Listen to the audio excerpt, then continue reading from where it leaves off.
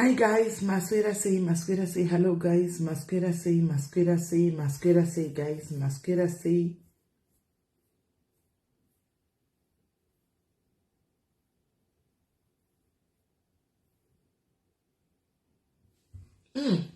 Masquera say, guys, Masquera say, hello Laina, how are you? Ivan, Sylvia, Maita Mutenda, how are you? Messi, Pike, say, Perpetua, that's number one. Oh, sure. Cherry, how are you? Chichi, Justina Manyere, Saliwe Bongani, how is the Dombi? Sise kona mnawa, sise kona, ikofi sise kona win. But Izol Angaz, at least Izol, it was a little bit better after I took that wine, and I mixed it the way I was told. The way I was told to mix, it was better, but I'm still coughing. So I just want to see, because I bought medication that was written for me by somebody else. And then wine iyo yakati ndinwe saka ndamboona kuti if I drink that problem ikuitika ndekuti ndikunwa ndongonwa ka1 kana ndakurara chete. I'm supposed, like from what she told me, yakati ndikwa kunwa 3 times per day. Saka iko zvino ndikunwa ka1 ndochitanga kunwa 3 times per day ne Thursday. Ani mukuzati tine nyaya dzedu dzedza. Saka ndikwanisi kuinwa ndobva ndangoinwa ka1. Saka I think ndangoinwa ka1 pamwe pandichazotiona simanheru mangwana Thursday totapedza fasting nenda kwanza kuinwa 3 times per day.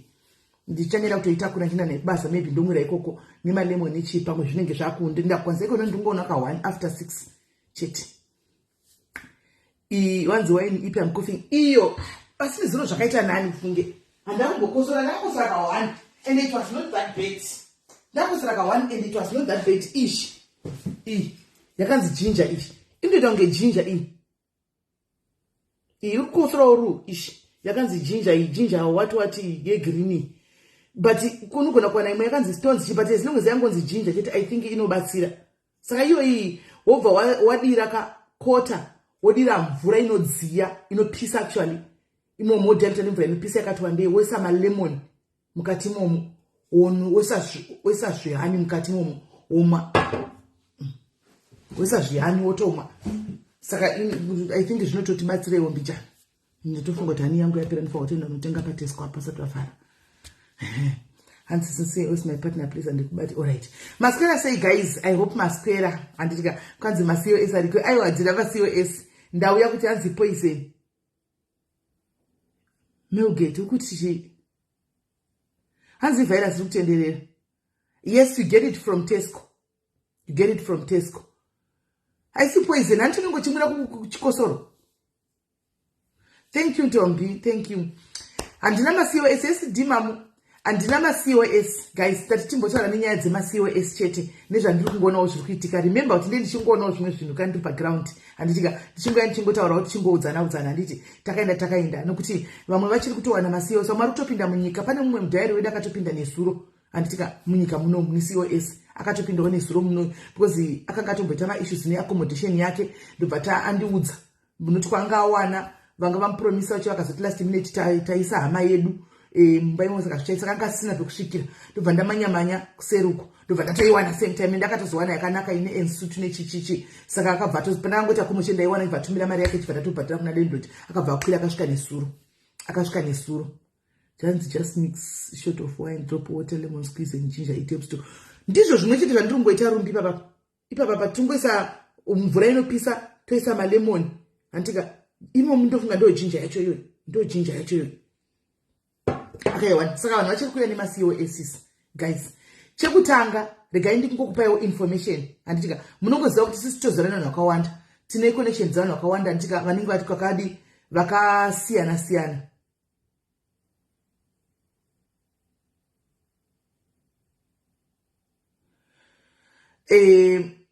Kwakasiyana anditika please tokumbirawo with respect, please don't bring us nyaya dzekumaraini anditika my sister Lins, how are you? We love you so much, but don't bring us nyaya dzekumaraini ngatiite zvepano please. Saka pane information dzatinowanawo from inside dzatinopuwawo from inside kungoshiyawo nevamwewo zvo zvakangonaka nditi especially vanenge vachidini vanenge vachiuya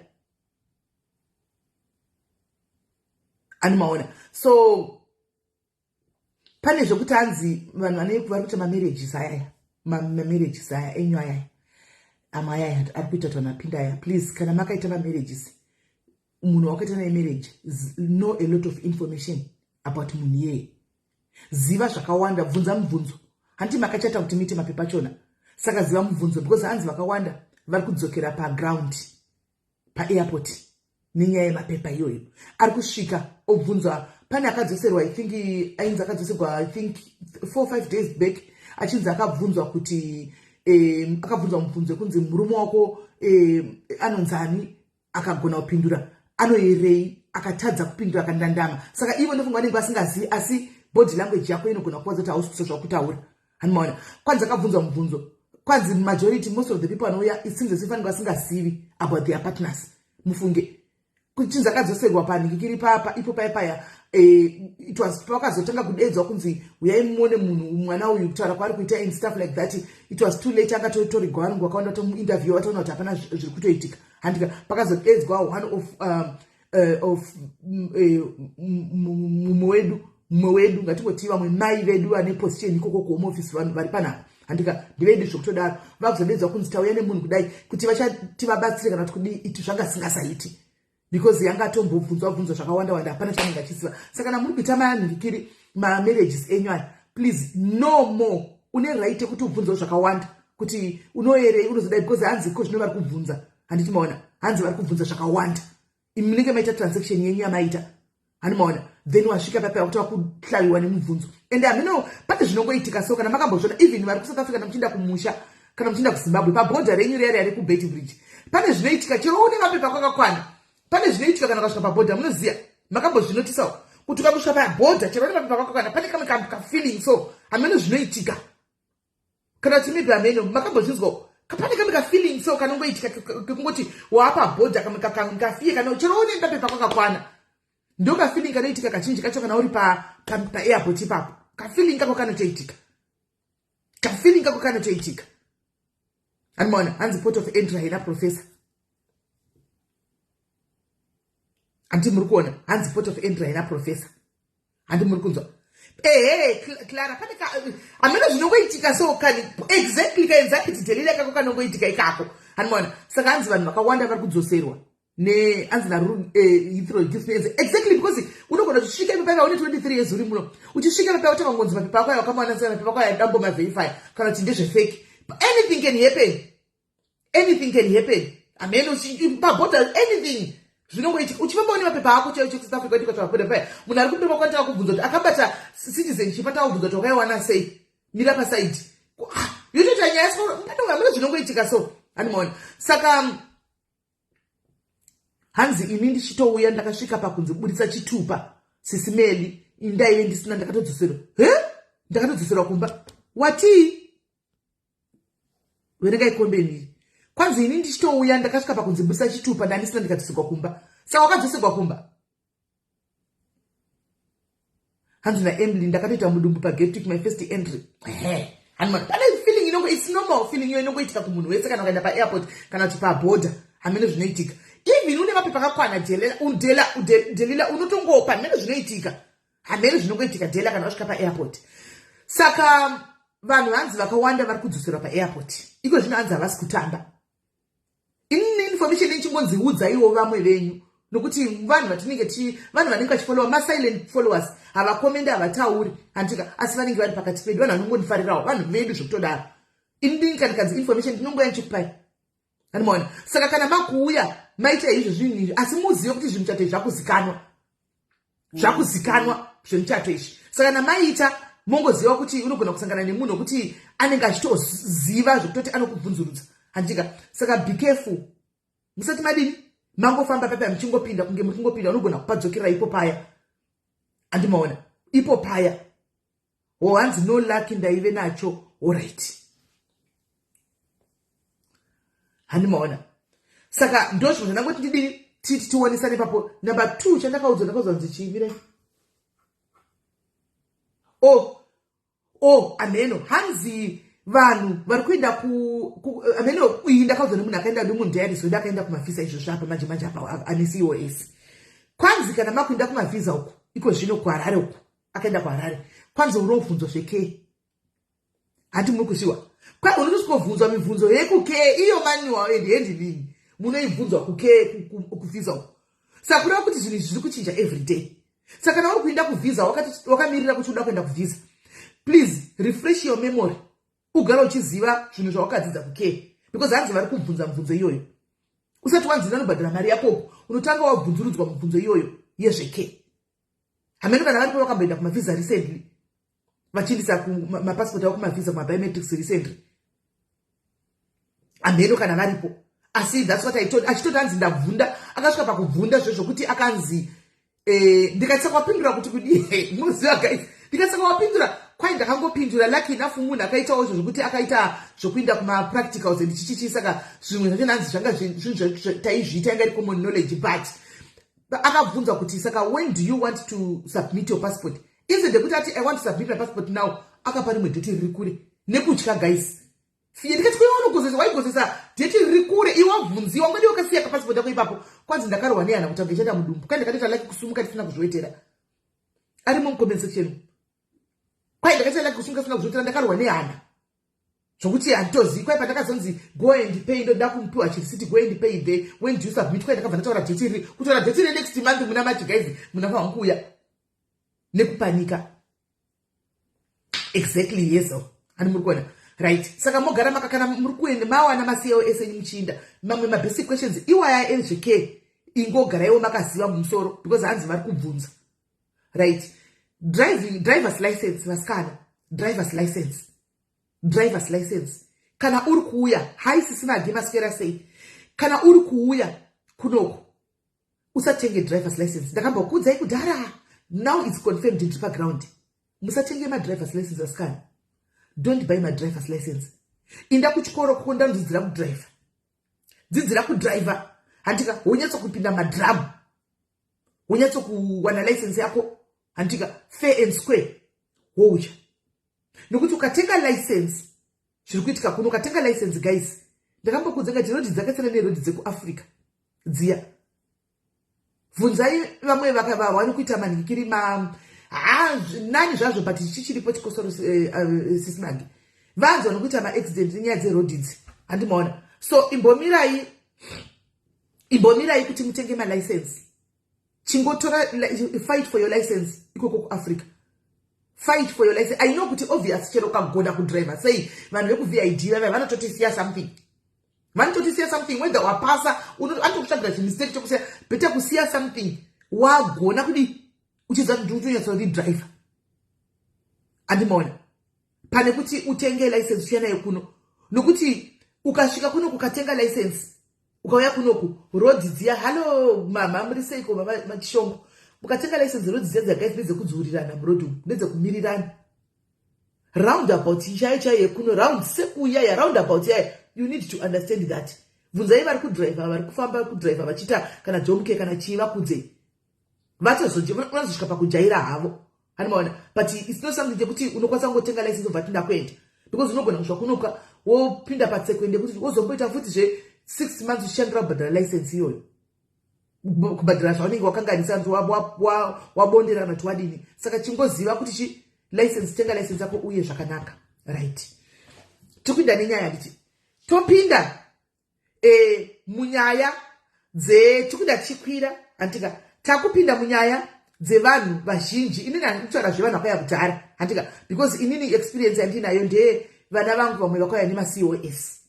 Saka ose vana vakauya nema-COS vana vavo vachibvawo kana pano padiaris vakaitawo dambudziko vanodzoka bheki kuna SIS MELLY. Ndirimai vavo vana vakawanda kuno kuUK guys, believe it or not.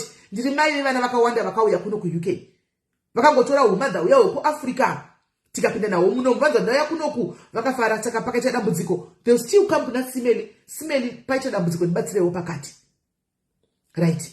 Handisi kuziva nezvo ndakataura in passing kuti kuno kuUK kwaita kuti nditi mweya we-undis marriage kana kuti nditi ispirit yedu yakauya nemakosi kana nditi kudi understand handitika. But vanhu vari kupanduka vapinda muUK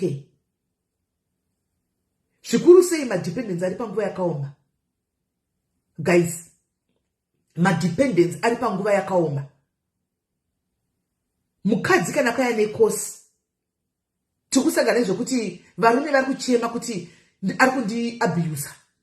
Mukadzi oti handisi kumuabusa, but munhu uyu haasi kuda kushanda. Hati muri kupanzwisisa. Handisi kumuabusa, but munhu haasi kuda kushanda. Murume oti inini ndiri kutsvaga. Kune umwe akati kwandiri, inini basa randakashandira kwaibva aive basa rakanaka Joshua kuAfrica. Ina handingawanikwi ndichinda kuita rimwe basa rimwe remagamaga, because ndakasazivisa kuti kumawarehouse kunopeka muchimirira kutsvaga basa renyu. Akati iye haangazvikwanisiwo because basa rake ndikaona kuti basa renyu maita nezvei akataura, ndikaona zvakaoma kuti aadjuste, asi you have to adjust because kuno kubasa rako iroro haringowanikwi zvokumhanya. Saka zvakukonzeresa maproblems mudzimba, zvakukonzeresa kuti mumba mave mameneja ari kutoparara. Because murume anenge kuti wakanditora kuti ndiye kuzoshungurudzika kunoku, kuzotambura. Of which pamwe pachona munhu achitaurawo handisi kutora side because vese vari kutorogona kuva vakanditarisa. Handimona, I'm not taking sides. But mumwe wacho achitaurawo mukadzi unogona kunyatsoona kutaurawo point. Because mabhiuzi anenge aida kuti vanhu vadini vabatsirane. Handimona. Saka kana munhu akati ko what's wrong kuti angofanira kutora basa riripo, ongofanira kuita achitsvaga basa rake. Inga kune vamwe vandakataura navo zveshuwa akabva ashanda kubhengi uko kuAfrica. Iko zvina kushanda mubhengi asi after a year. Akushanda mubhengi izvozvi. Asi anoshandira kumba anzi Lloyds Bank. But after a year aitomboita zvimabasa izvi. Achiapply akazowana basa rake. Iko zvina kushanda zvakanaka chaizvo ari kumba. Andimaona. Saka kana wauya vanhurume vedu kuti ukwanisa anzi you can ndimaenzanise. Hakuna unoshamsika munhu achitoseka munhu kuno kuti vanhu kuno kuvese vakaenzana. Kuno kuvanhu vanotoenzana, you like it or not, munotoenzana. Guys, toda kudza ichokwadi chizere, munotongoenzana, ndimaenzanise. Animaona, ndimaenzanise. Munongonosangana muchipfudzana mune mota dzenyu dzakangofanana kana kuti munhu anditori nemari yepamusoro soro ifamba nekamota kadiki. Animaona, zvichitoenda zvakadaro, muchitogona kana kugara kana mubhloko rimwe chete imomo. Ndimaenzanise. Chokwadi. Right. Saka ipapa varume vari kubva kuAfrica vari kuuya vari madependents nemaCOS, please hanzvadzi dzangu, handina kuuya kuzotora side nokuti ndozati vakawanda venyu tinotaura kuseri munoziva kuti handina kuuya kuzotora side, but ndoda kuti tingotsura nekuonesana. Handika uchimirira kutsvaga basa rako rakanaka riya rawakaendera kuchikoro rakwanga uchiita, handitika find something else to do. Nokuti munomaonawo mabhuzi acho anoda kuti vanhu vabatsirane.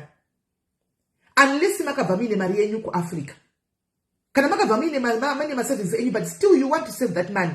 And you want to save it for the future. Muramba makachengeta imari yenyu kana uchikosa basa ungoenda. Animaona. Ungoenda. Saka please basa kana richinge rangowe degree imbonyira va degree vanawo zveshuwa jerita. Handiwana zvese chokwadi pasina kuti kudini totaura navo kuseri zvese unotonyatsa kuona zviri correct. But degree kunokuka hazvisi kushanda. Do you know kuti hadza dzangu kune vanhu vakauya vakabva kuZimbabwe ndine 2 andiri kuziva. Antika one angari HR andikumaini kunoshanda murume wangu musikari angari HR muZimbabwe but mundeveri ane mapepa zake kuSouth Africa uko angari HR akauya neK izvozvi atove 2 months ave munhu makauya December akauya neK ndakatoti akauya neK ari kuita caring izvozvi zvecares from an HR to a care kwete procurement wandoziva makari procurement manager akauya neK macertificates ayaumbuka ndoko kune kana vari muK yesichina yesavana vari muK vanogona kuudzai pano guys vamwe kuti unoshanda nevamwe vanhu maqualifiedness akabva kune dzimwe nyika be it Ghana, Nigeria, India, kupi kokoko maqualifiedness, but kuti vapinde muno nenyaya yemasponsorship izvozvi makeyari asi ndiqualifiedness makeyari vozomirirawo hamene pavanozomirira kuti vazoita zvemapepa avo izvozvo kuti vazopinda muningikiri kumatrade avo ikokoko kunesini, but right now makeyari. Saka trade yako, thank you thank you titecha ione 100 stars, thank you. Hanimona, saka please tida kuti tingoonesana kune vari kuya because hatisi kuda kuti mamereja namba achiputsika nezviri kuitika. Ndichafamba nenyaya ndichaenda nayo. Hanimona, hatisi kuda noti mukadzi akakudza ari iye muzati kana une partner yako guys vanogara nayo ukaiudza uri iwe kuti zvinhu kuno zvakamira zvakadai pane kakudherana kanoitika kana muri mapartners kekuti hadi kudzwa newe. Hadi kudzwa necho chimudza chokwadi hadi kudzwa newe anda kudzwa neumwe munhu. Saka ndasaka ndati rega nditaure. Animona ndosara toganditaura. Pride kunoku imborasa. Siyana nevanhu, hanzvadzi dzangu siyanai nevanhu. Kuti vanhu vanozoti ndikuti hanzvadzi because ndakanangana nemi vakadzi vanoita yese. Kana pane one vakadzi vanogona kuadjusta, vanhukadzi vanoadjusta. Hatina problem nekuadjusta. Thank you Ella. Hatina problem but varume vane kamwe kaego kapride kavanako so kuti ina handiti basa rakati I cannot go and be a support worker. Ini ndanga ndishanda basa rangu rakati banki kana kuti pai kana ndandiri accountant. Chimbomira unotsvaga uchinda uchiapply basa rako reaccountant. Uchinda utsvaga basa rako reaccountant. Ani muri kuona? Hanzi Sisimeli, please mention the working hours, long days and nights. New Zimbabweans, please greet fellow Zimbabweans when you meet in Zimbabwe. Thank you, Savannah Rose, 250 stars. Star party, wavo activate Star party ya Vayatanga. Star party ya Vayatanga. Star party ya Vayatanga, guys. Ondoka na master Star party ya Vayatanga. Animona. Saka guys, tunataka zvirim important chaizvo. Animona. Kanzi zviri worth it kuti uri manager wosiya kunoita care. Celia, yes. If you ask me to me. Oh, thank you, my work and 1,000 stars. Kawani ba. Thank you, Pastor Pati Papo. Thank you, my sister. Thank you, Tetecha Iwo. Thank you. Thank you. It's worth it. And this is the only say. But kana uri manager ku Africa mfunzo wavunza. Let's say uri manager ku Africa ku South Africa kana uti kupi unozopinda munomu andika munomu mari yacho now of course maduzi vanochenedza vanhu nekudini asi thank you ndimamwe send 20 stars asiwo kana azogara akazokwanisa kuchawana basa rake anenge achitambira mari yakawanda plus chokwadi chiripo ndechekuti ndakasangana navamwe mai vari muno vakauya kuno vane 59 years vakauya nekia ndakati vakoma kwenini vakauya kuno kusvika nzi truly speaking vakandipa reason yandakahwisisa. And people can never understand. Why machembere kana kuti madhara aenda tinotoshanda nevamwe vanhu vakuru vakauya kubva kune dzimwe nyika. Munhu ndiwo unongochita zvaunongochita. It's worth it because pane mabenefits akawanda. Zvikuru sei kana uine vana vako vanoda kuti vapinde. Vanopinda because zvinokurerukira. Who can afford to pay university vashoma, to pay university yemwana ari kuabroad. Kuti apinde macho munomu zvinotonetsa even mari yacho anayo. Zvinoitwa navanhu vane gold, vanoita zvegold ndivo vanokwanisa kuafuda zvavo. But majority yevanhu we can't kuti chinje rand iri urise kupound haibudi guys kuti ubhadhare maybe 5,000 pounds yeschool fees yemwana haibudi. Unoona saka pane maadvantages akawandawo anouyawo with that. Hands it depends in the way your manager. All right. Hands the maponga it depends in the. Thank you, Chantal Davis. Thank you, Chantal. Hands will depend on the way your manager. Okay. Maybe what kind of manager? Tambira omari yakawanda wanemuantu. It's not worth it. Maybe kutauye kuno. But kashinji kachona mai David Twitter. Vajinji is no longer about them. Vajinji is no longer about them. Shama, maponga look at us. Look at me. For example, let me talk about myself, guys. Ndakarara my life yangu. Pandaida kupinda ndakapinda. Chandaida kudya ndakadya. Pandaida kushika ndakashika. Hani muri kuona ndakapashika panuza pashikiki ndakapashika pandaida kupinda ndakapapinda. Hani muona it's no longer about me. Because instead of chembera tatokura all this zvotakuita nasika unongotisa zviri kumashure zvokutoti nasiva uwauya kuno kuona kwakanza share visa there's no need yekuti ugare kuno pafeya pamberi pamwari vana vako vakanza nyimwa visa kuti vapinde munomu there's no need yekuti ugare muno unongoti zvakafanira chirega ndichidzokera kumba ndogara nevana vangu pamba because unenge wazviita uchita move yekuti ndikuitira vana that's for effect because panoda kufamba pese ndakapafamba panoda zvinoda kuita ndakararama life but if you look at vana tiyatisa vana ava tinoti vanozviita here mazivana. Can they live ka life katakararama isusu vanokararama here? Unotoona kuti zvakaoma hazvichaiti havachakararama. Kwanzi inini I'm still here because of my teenage son otherwise dai nangu dzikakumusha kosi ndagara muno. True. Inini nhasi jima fana nditokudzai pano palive mese makateerera handika vana vangu vakadzashaya mavhisa ndikuya kuzokuoneka ipano kuti guys chacha I'm going back. There's no need for me to be here. There's no need for me to be here ndiri one. Vakadzashaya mavhisa nhasi nditokuuya pano kuzokuudza kuti guys ndakambokuudzai kuti vana vaya zvino kuhome office kuchakachaya vachinyimwa mavhisa. Saka ina yangu handioni kuti ndogarira kunoko. Handichika ndaakuti 3 months to 4 months ndidzokere kuAfrica. Ende musandoti ndotokuoneka kuti ndaakudzokera kuAfrica. Muti ndona ndaveko. Chokwadi chakanaka pamberi paMwari. There's no need to lie because ndine ndakazoita ine zara rangu uno kungotonogwa nechando. Kungozotonogwa nechando guys. As many people are sending their kids to. If you can afford, could I just feel yes, you can do it. If you can afford to send your kids and you're still in Africa, yes, do that. What about majority of us can afford this? So we don't afford. I say in South Africa, for me to buy 5,000 pounds, you put money to ndinenge ndachinja maranzi mangani. Ndinoiwana ipi? Kuti ndakungomirira izvo zvega here zveschool fees chete. Kozvema tickets kozvechi. Zvinoda vanhu vanoita zvegold zvivaka nelink reZANU-PF. Ndo vanozvikwanisa.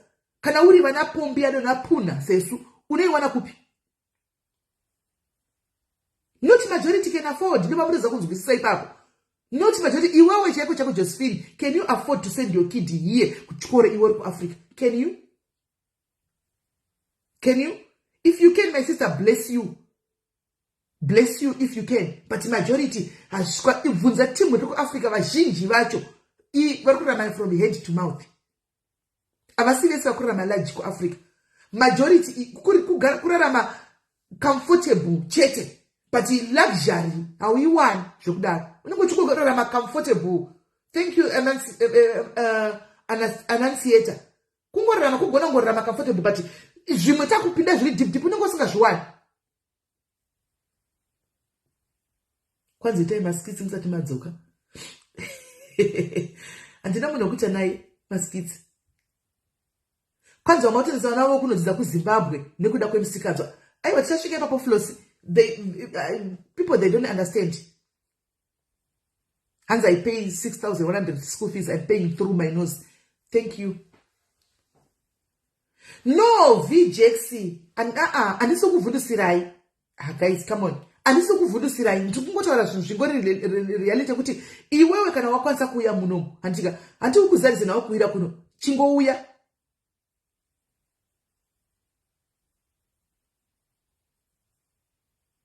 Andiona. Chete. Hanzi ndimebhari pinda mona comment section. Kana uchida kuuya iwe ingoya uzvionera. Inda kana ndikuzvionera wani. Inda angotaka ndozvionera. Ndikabva ndauya ndikati kuzvionera. Now I'm just passing over ndikungoonawo kune umwe munhu. And I think there's still international fees before indefinite. I don't know about that. International fees aiwa vanda mahara kuchikoro. Vanda mahara kuchikoro vanda mahara. Ende vazoenda kuchikoro kuno kumahara vazopedzawo vane maadvantages nemaopportunities akawanda. Vane maadvantages neningikiri nemane maadvantages akawanda kana ziri dofo anto zvema academics. Anditoona kana hadofora ntawo zvimwe. Clean mabasa kana mabasa chiri kuadvertise achimo ari mwana wemuno manenge ane mapepa muno hazochaiwi basa. Ku Africa mwana graduate ari kupedza ku university oita masters. Handika akabatana rokumba oenda kunotengesa chibagi. Ngataure chokwadi oenda kunotengesa chibagi. Ane masters yake ari kunogocha chibagi achitengesa. Ndlovu, you know, chandinoona panyaya yeUK anditika I think chimwe nechimwe chine ruoko chine ropa my sister. Imo muno katasana kwaya muno 23 years zvakanaka. Kune vakangomira panzvimbo 1. Fact. Tida kuzana chokwadi. Fact. Kune vakauya muno 23 years. Ndotaura nevani. Muno ukuti ndikachikuchemera SIS MELLY. Ini ndezva zvandigone ndadzokera kumusha. Ini muri kuchemera kuuya. Kune vari kuchemera kudzokera kumusha. Story after story chakaitika pa 23 years ari muno hapana. Bozi akapinda mapepa ana kubuda zvokumhanya ipapo. Mapepa akabuda 5 years ago. Asani 23 years ari muno. Mapepa akabuda 5 years ago. Saka zvine ruoko. Even pamapepa pa zvine laki zvezviya zviri munhu nemunhu ane laki rake ane laki rake. hanzi simeli pakanisa research izvo ndakaita research mai maponga plus ndotora nevanhu saka ndikauya kwauri kuseri tikataura nyaya mai maponga tataka kubvunza maquestions utondipindura nditi ndichitotora hangu information ichitobata information ipapo. Hanimona kune vane 23 years vari munhu akauya nguva iyo yakagara ari chidhura asina mapepa manje kana chinofanira neprivate number ndidairi kanai private number ndichada dairi usho bepa rakabuda 5 years ago. Kune vamwe vane 20 years vana mapepa. Kune wanaitaura naine zuro ane 20 haasati awana mapepa. Ane 20 years ari muno hana mapepa. Hana mapepa ane 20 years ari muno. Mapepa acho anenge asingawanikwa zvokumhanya. Zvamufanana nawo South Africa mapepa haawanikwi zvokumhanya muri kungogara kunyepa. Ndangokupai mufananidzo kuti pasave nekushorana pakati pevanhu team Africa neteam UK. Vari ku South Africa uko vamwe venyu mune 20 years muriko bepa hauna kana tasokurwa kana passport hauna ukapinda nemvura. Ukapinda nemvura hauna ndo zvakamufanana nawo nekuno. Vamwe havana mapepa asi vatori nema 20 years vari muno. Andimaona saka ndo game racho ringoripo ipapapa. And the problem is people are seeing what social media is showing them, mainly telling you the blunt truth. I'm trying to be honest. All right, phone. Hello? Hi there, please send me from Optimum Lettings. Oh, yes. Hi. How are you doing? Yep.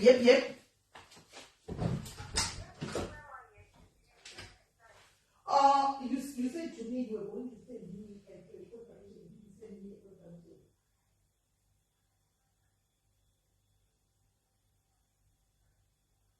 No. Remember, I asked you to send me a confirmation.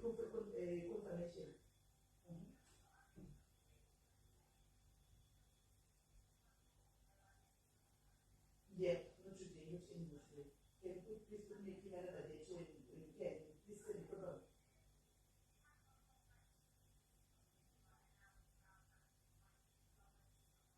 Oh, sorry about that. I'm very sorry about that. Sorry.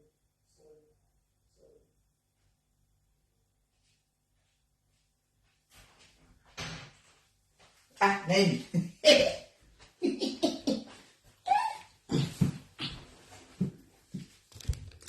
Right. As there's a lady, SIS MELLY, you know her. She's always talking about money and always flying in and out. She says COS when you arrive, she advises you to claim asylum. If you are unable to come in, it's not your fault. And who is that? Who is that? Right. Anti maona. Saka ndo nyachi. Ndo nyaya iripo antika. Saka toenda kunyaya takudzoka tizokere kunyaya yedu yemamerika tanga tichitaura. Antika kuti hanzvadzi dzanguka torai basa sezvariri. Kana mapinda muno motangira ipapo. Right. 2. Toenda kuvakadziwo. Imbomira masisa ndichakufonera back. I'll call you back. Mira ndipedza sadakangama. Toenda kuvakadzi. Antika vasikana zvakaipawo kuti kana muchinge mapinda kuno kune varume venyu movaona kunge vasina kukwana. Handiti ndakazofarira hangu 1 ndakamubvunza kuti nemhaka yeye waita izvi akandipindurawo mhinduro inogutsa. Handitika ndikambofunga pamwe ari kundinyepera. Handitika ndikabva ndati ndipe nhamba yemurume wako ndobva ndipa nhamba yemurume wake ndokubva ndataura nemurume wacho ndikaona kutoti ritori boora ngoma rakaitigwa nyasha kutopinzwa munomu. This is how the story went, guys. Mukadzi akazviwanira COS rakakauya asi kuAfrica musakanga kuti murume uyu akanga ari breadwinner. Mukadzi andaita mapeace job noti mari yake nasingaisivi nasingaioni. Anditika aita mapeace job kuti akwanise kurarama. Murume achiita mari aishanda basa rakanaka achiita mari yake achidla mari achionererwa achihura achitukirira mukadzi vanzi nemukadzi naita hembe dzokupiwa kwanoenda nawo achita varungu. Mukadzi neshungu ndokushanda ndokunganidza mari yake pakatanga kuita zvemakosi pazvakatanga papai pazvakatanga kuuya makosi ayaitengesa 1.5 ndobva vangotora risk. Kwanzi takatenga makosi muna February and vakabhadhira makosi muna February vaona painternet ipapo vakaita zvekupinda straight up ndobva vaona ndobva vaapply vari ndinhu vangatitirira shamwari dzake zvokuti katore risk. Mari iyo yanga akasungirira iyoyo kwai ndichigwadziwa kuti mari yangu zvinoya kutononyura kwai asi ndakachingirira vakaapply February kwai takapindirwa muna June kwai tichitofunga kuti zvapera basa akuchina pazvakatika takakuya I think it was 2021. Hanomaona kwai ndipo takatonzi makutofunga kuti ndaimurisa mapassport kwai takavhunduka. Hanomaona ndobva vatonoisa ndobva vapinda. Saka vapinda munomu kudaro akauya kunoku murume angasara kumusha uko mukadzi aingonzwa dzinyaya aingonzwa zvakawanda wanda aingodii akati abvunze murume wodzo zvaanoda kundisiyana neni nditori bhuku nondiri raiti ndiri chichichi. South Africa being South Africa guys, kambani yakazongodiwo yakazongobva hanzi murume ndaitofonera murume ndini kana kuti after 3-4 days asingafoni asara ega handimaona right. Hanzi murume uyu manje kambani yakazovhara, kambani yavhara ndobva zvatanga kuchinetsa manje murume akusapurisha kuti chi ndoda kuuya. Mukadzi ave kuno akati aiwa ini ndaikufonera yanzi vakazosvika pakunyararidzana vanotori nemuchato vakachata nevana vavo. Mukadzi pakanga kuuya kuno akangogaza kutora vana vake ndobva aisa vana vake kuna mai vake kumusha. Handimaona aisa vana kuna mai vake kumusha ndobva baba vangu vasara vari voga vachiita machinyanganya vachiita madira ajichina pakapa apa. Handimaona pakapa ipapa. Saka zvazodaro paipai ndobva ati saka toita sei, saka ndakuti ndoda kuuya. Mukadzi akati aiwa ka tatisina communication yakanaka, imi maichinya hamusini here mainitumira izvi handisini here ndaifonegwa nemagirlfriend ndiri kuno kuuk. Imagine guys kana ukafonegwa negirlfriend uri kuuk munhu ari kuafrica murume wakatiza kuti nditori naye unoita sei guys, unohase unotsva. Handimaona zvikanzi akandishungurudza munhu uyu. Saka asvika kuno mukadzi akabva ati hano ini ndakufokasa nekuti ndizvishandire. Akafokasa nekuzvishandira zvishuwa, akafokasa nekuzvishandira, akafokasa nekuzvishandira. Handimaona zvinhu zvake zvichitofaya zvakanaka. Murume akati vana vangu ndakuda kuti vana vachiuya. Handiti hapana pakuti vana vachiuya. Murume hesizeb murume handi pane panosainigwa mapepa nemurume. Murume akati ndokugadzisa ipapo ini kana ndisina kuuya vana havauyi. Ndobva ndakutanga kukaurisa mukadzi pavana ndobva ramba kusaina. Mukadzi akazama vakagwa ndofunga 6 months. Mukadzi kusvika ati manje beta sei ndakutombota kuti benzi ripinde muno asi ndicharigadzikana chifunga chiya kuzogara tese ndida kurigadzira size. Ndiri kuseka nyaya iyoyi guys but itori nyaya iri practical izvozvo ndida kurigadzirira size. Ndobva ati alright chiuyai mose. Ndobva vaitwa mapepa aya, mapepa aitwa mapepa aitwa ndobva vadi baba akati kuna baba ina mari yendege chichakayo mari yendege mudini muye handikaini ndobhadharira vana imoya wochi mari yenyu yendege. Baba yao akati haisi nyaya antivatengesa vane zvinhu zvavo vatengesa zvimota zvavo vatengesa chichichi. Handika hesi Edith vapinda mundege vauya vachisvika kunoko handitika musikana akadini akafanira kutsvaga rumu kure uko. Handika ndobva kutsvaga rumu hana kumainda chaida kuti vana vake vasvike. Akasvika kuairport akavatambira akatora vana akati toinda vakainda vakanosvika kumba akati umu ndo mamuchange muchigarawo handimozati imba yekunoku inenge ine zvese kana uchinodya masana nemarume kusa unopinda chingori empty. Imba uchipinda iri room unopinda muine zvinhu. Handimona bhedha urimo. Handimona akatenga machira, akafanira tenga machira, akafanira kugadzira zvese everything kuti munhu kana uya achisvika kaenda naye murume haasi kuziva akatevera kuti kuenda kumba. Achisvika pamba paya akanzi apa ndipo pamunenge muchigara apa ndipo pamuchagara pano. Ndobva siyapuwa 70 pounds. Handika svika 70 pounds inde chikafu. Handitika zvimwe ndichange ndichikudzai pafoni kuti basa munotsvaka sei muchidini handi ndichikubatsira papepa yenyu kuti mukwanise kudiwo kuzvishandira. Ndobva kwanzi saka ini ndoinda kanzi komoinda mundi yacho guys moinda mundisiya pano. Zvikanzi pano ndipo mbogara takarambana baba musikanga mweizviya zvaitika kuAfrica takatorambana ipapa. Saka imi penyu ndo pano ini ndakunda navana kwandogara muno munyika hamungabvumi kuti musare nevana. Saka vana voenda namai angagara akagadzira zvinhu zvake ndikutora vana vake ndikuinda uko hana kutiza murume kwaanogara ivenda nevana vake. Boku yakuya murume uya asara asimuka. Murume uyaya hanzi aimbosara achibika chikafu changa chengo chakachipaka chikafu 70 pound puwa munhu yakawanda akatenga chikafu aingokwenda achibika. Ndakazosekesa pakuti kwanzi ndengo zina chibizanzi ndaitoona pa social media chiposta papicha kuti kwai achitaura chiti vakomana pa status vakomana one pane musoka mbona ya snow so kusaidi koko kwakana ya snow kwai achiti vakomana kuno nasi chakachaya ona snow kuita browser munhu kuno achita pa status kwai ndaitomuona zvakundoti okay right vamari kutsvaga basa iwe kuti zvesino utora kwai mavideo after video padikikiri pa status apa achitora chikanda mama kwanza ari murodhi memachera kuti right ichiri murodhi kwanza umboenda kumadhuze nekuvanogara ko kune maactivities kumaground ebhora unosvika kuti iri ground rebhora iri chichi achitaridza mabhuruka kuti aone ekuafrica chakapinda handika right aiwa mukadzi she's dope apa ukamuona chimire ungambofunga kuti ane pfungwa dzakadaro munhu ndevaya vanhu vaya vari down to earth munhu wakungoti ti vanhu vakashoreka vaya vanongoshogwa vaya patakagadzirira munhu saisi kwana apa iyi mukadzi aripo anenge achidongorera achiona pafacebook yedu baba chita sezvi kwanzi baba vaya after a month vari kunoko handitika mukadzi akatanga landlord and everything saka akati reni dei chibhadharo inobva kwandiri kusvikira mawana basa ozvimirira. Murume akaudzwa nalandlord kuti madam vakatanenga chibhadharo zvikamuwana basa, mukadzi akurelaxa, murume akurelaxa. Mukadzi aiwana malinki otumira murume kuti apply pakutogwa vanhu, kwanzi murume oti iri basa randiridi. Kwai ndototi hamuridi, makamirira renyu, inini ndobva muti ndikubhadhara kusvikira muna January kupera kwake, tichipinda muna February mozvionera. Handisi kubhadhara nokuti hakuna munhu anogara, munhu wechirume munomu anogara 2 months asati awana basa. Mabasa akawanda, chero kada kuenda noclean, chero anofambisa mbwa kuoku konopuwa mari, wenda nembwa dzavarungu uchinodzidzisa chinoko unongopuwa mari, wosura nembwa dzavarungu pazuva unongobhadharwa. Imi mutosira makasanga kungomudenga muchitorera mavhidhiyo muchiti kwanzi nhasi chakachaya kunoku muchiita zvemasino. Saka no problem, ini ndatini kana mukasawana kupera kwemwedzi inini am not paying rent yenyu muzvionera. Katati kunoku zvisi kunyatsonditira, saka ndipe mari, ndoda kuda baba vaya hamene zvavakaita vakatevera mukadzi achinda kumba, ndobva vatevera vaya hamene zvichakafamba sei, ndobva vanoona kuti ari kugara sai togara, anotogara kure, ndobva vaona kuti ari kupinda apa. Saka kwai musi unoyu iye anga ari kubasa, handitika ari kubasa kudaro anoshiya imba neshamwari yake, ndobva shamwari yatomufonera kuti pane munhu baba nhingi vari vauya pano vakangomira pashi, kwai vachiti handibvi, kwai kwaitonhura, kwai SIS MELLY akarohwa nechando kumaoko kuoma akangomira pashi, kwai achiti handindi ndasikana asina kudzoka. Imagine guys, ndinenge achaisa na 8 usiku. Hanimona, kwai vakauya masikati kuma2, kwai vakangomira panze ipapo, kwai vakangomira kusvikira munhu achaisa na 8 akasvika kumba kuma2 9 vangomira panze. Achisvika kati muri kudei pane mapaziva sei pano? Kwai vakati nditotopinda chitembai nditouya kuzogara pano. Kwai akati takarambana, makanga mauti ndaifonebwa paya ndichiudzwa kunzi ndinai kuti takasiyana kudhara, ina handina basa, ina ndakudzidza, imi makadzidza, muri kuindepi pano? Todana mapurisa. Kwai paakapinda mumba meme yazvo kuti unotiwo munhu asvika kuti pindai. Kwai akati saka imi makandiisa kuya, imi mimba zvinhu zvatobatana kaizvi, mimba menyu matonaka zvatobatana nandibvi pano togara pano. Kwai tikati pano panozikamwa pachigara vakadzi vaviri nevana vavo, hapazikamwe pachigara murume, budai. Kwai akuda kurambira mumba meme. Kwai ndobva ndangoti ini ndakubuda musara mogara neuitona. Kwai ndobva ndabuda usiku, kwai ndobva ndafamba ndichita kunge ndipinda pastop.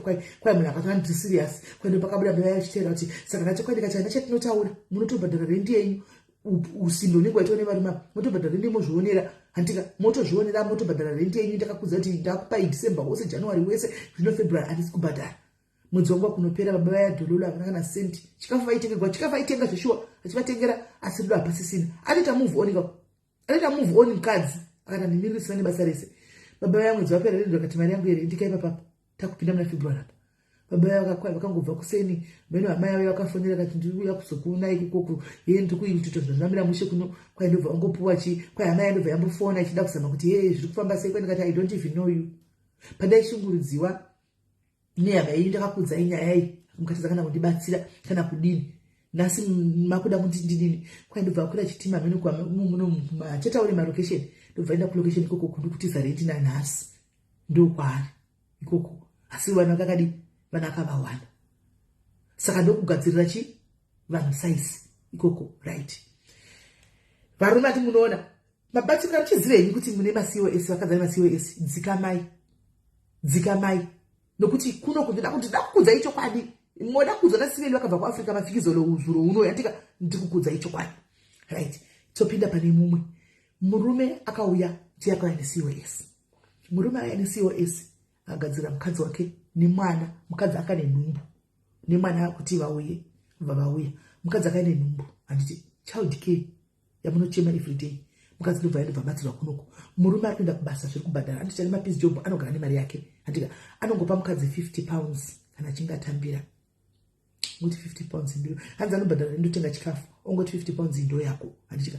Mukadzi ane mwana kuchechi kuti akwanise kuti aende kubasa akwanisi, hanimaona haakwanisi. Saka iko zvino murume ave nematrends ekutuka mukadzi, dzimwe nguva ave nematrends ekuti utoona kuti panenge pave nekafe kavepo kakuitika, haakwanisi kuti agadzirewo musoro kuti adini, haakwanisi. Murume anotondera kuti mari ndiyangu ndinoishandira, ndifiza ndirangu kana wasvotwa rova pasi.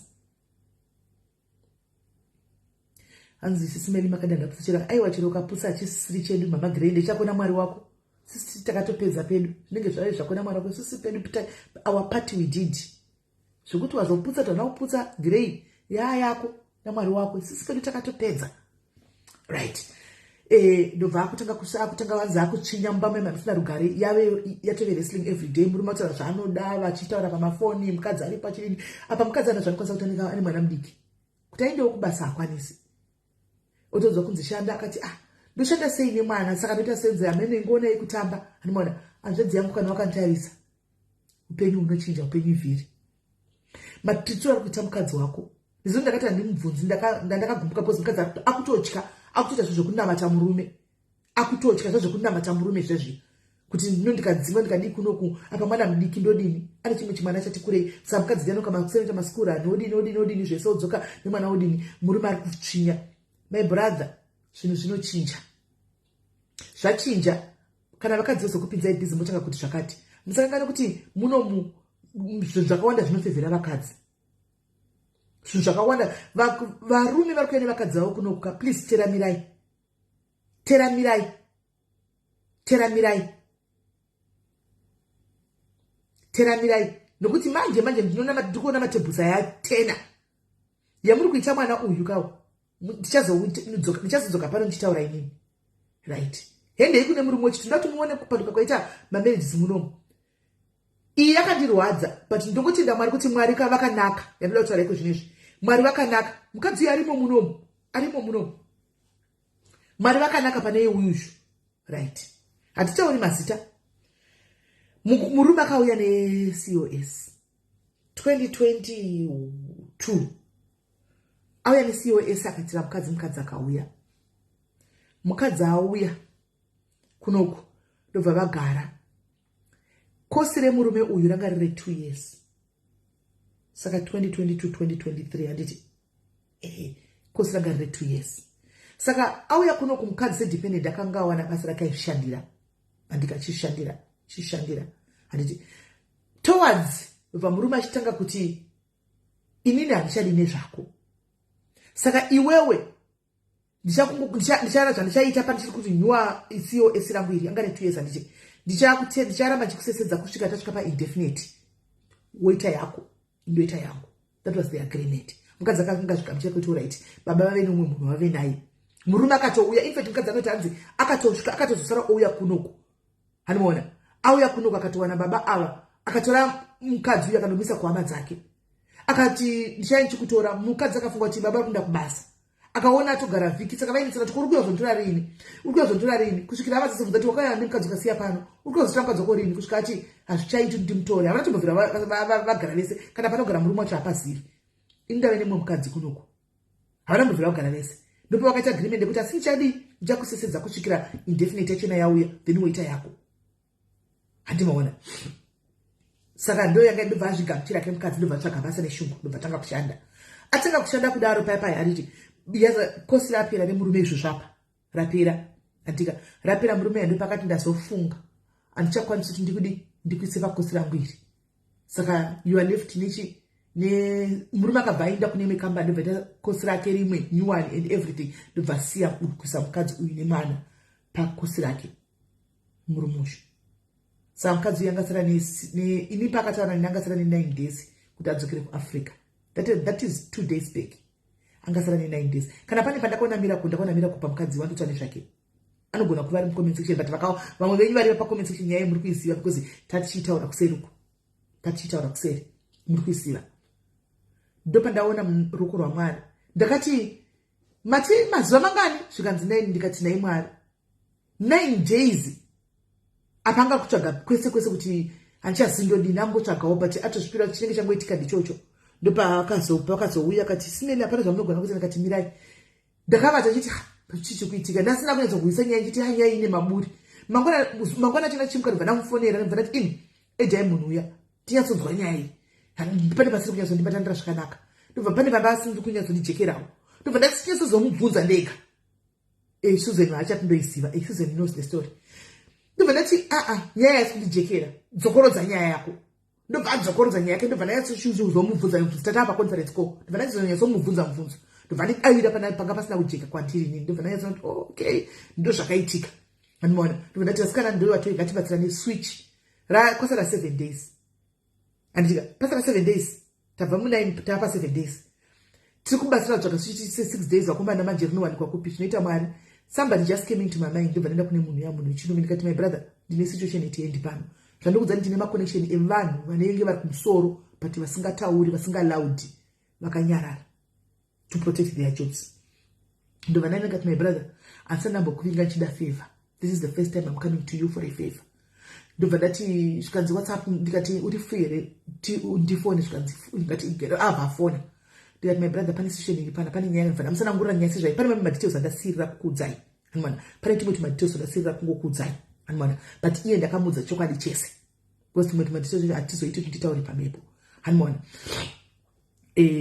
aiwa sezuru ati munenge muchingoudzana iyo zvamunenge muchingoudzana kuseri kusaziva ka handiwana ndokubva ndamutsanangurira akati SIS MELLY togona kumubatsira hedu asi mazimbabweni anotyisa ivava vanhu vamunobatsira ndo vanhu vanodzoka bheki vachikukanda pasi pebhasi nokukuisira pasi vanhu vamuchakweda havabatsiriki ndikati my brother just this once one handisati ndambouya nchida help one chete ndokumbirawo one chete iyeyu munhu noti odzokera here kumba ndobva nditi let me sleep over it taapa 5 days guys ndine sururi taapa 5 tikuita countdown ndikakuti achindake kumba 5 days nesuru vandafona makuseni ndikati my brother mwari havana kutaurawo newe here because takanga takunamata futi nezvazvo takunamata nezvazvo kuseruko ndikati my brother mwari havana kutaura nezvazvo here newe musaka munhu wongotora mwana wodzokera here vasikana ndozvamuri kutaura here ndobva ati zii for a long time ndobva ati alright mira ndikusenderei fomu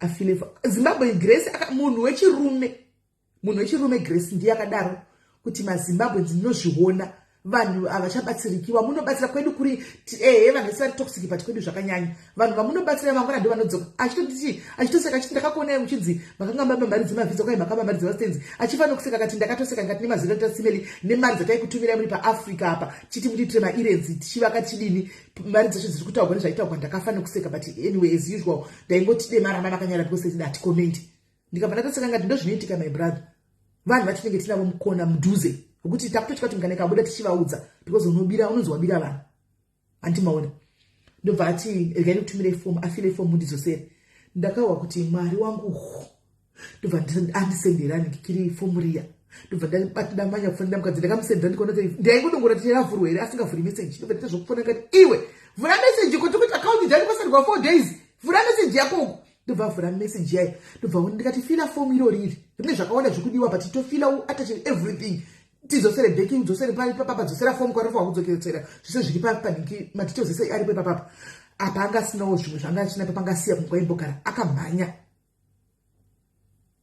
hands limit information hatitaure mazita so they can do whatever they want mai maponga mazita atitaure tizvanakanakira zita tifi takataura vanchanotsvaga vakanotsvaga muuk vangazvigoni ndobva amanya kunotora mapepa yacho se everything ndobva yanobva gadzira this is remember this is just legit vanhu vanoenda kumakambani emakambani wavo kubako ane kambani kwanoziva kuri kudiwawo maswitch animaona saka takatombotatira conference ikochibvunzana kuti ini guys zvinoita here because mukadzi uyu akaine dependent anditi saka haasiri yanga ari muridzi wese weCOS saka anogona kupinda sei kuuyu sponsorship iyi iye akanga ari dependent takatiri kuudza tikaita conference ko tichibvunzana tikaona tisatina information yakwana tikapedza tabata vamwe vedu vanoshanda kukoko kwacho hanoona takubvunza kuti zvinoita zvikanzi aiwa zvinoita hanimaona zvinotoita stereki anotozvimiririra because ndobva tatoti abo tikati kwai zvinoita because iye anga ane confusion yekuti pamwe hazviiti zvikanzi kwai zvinoita kana ari dependent ari munhu anga achitoshanda ake mk ane gora chena mk ngaiti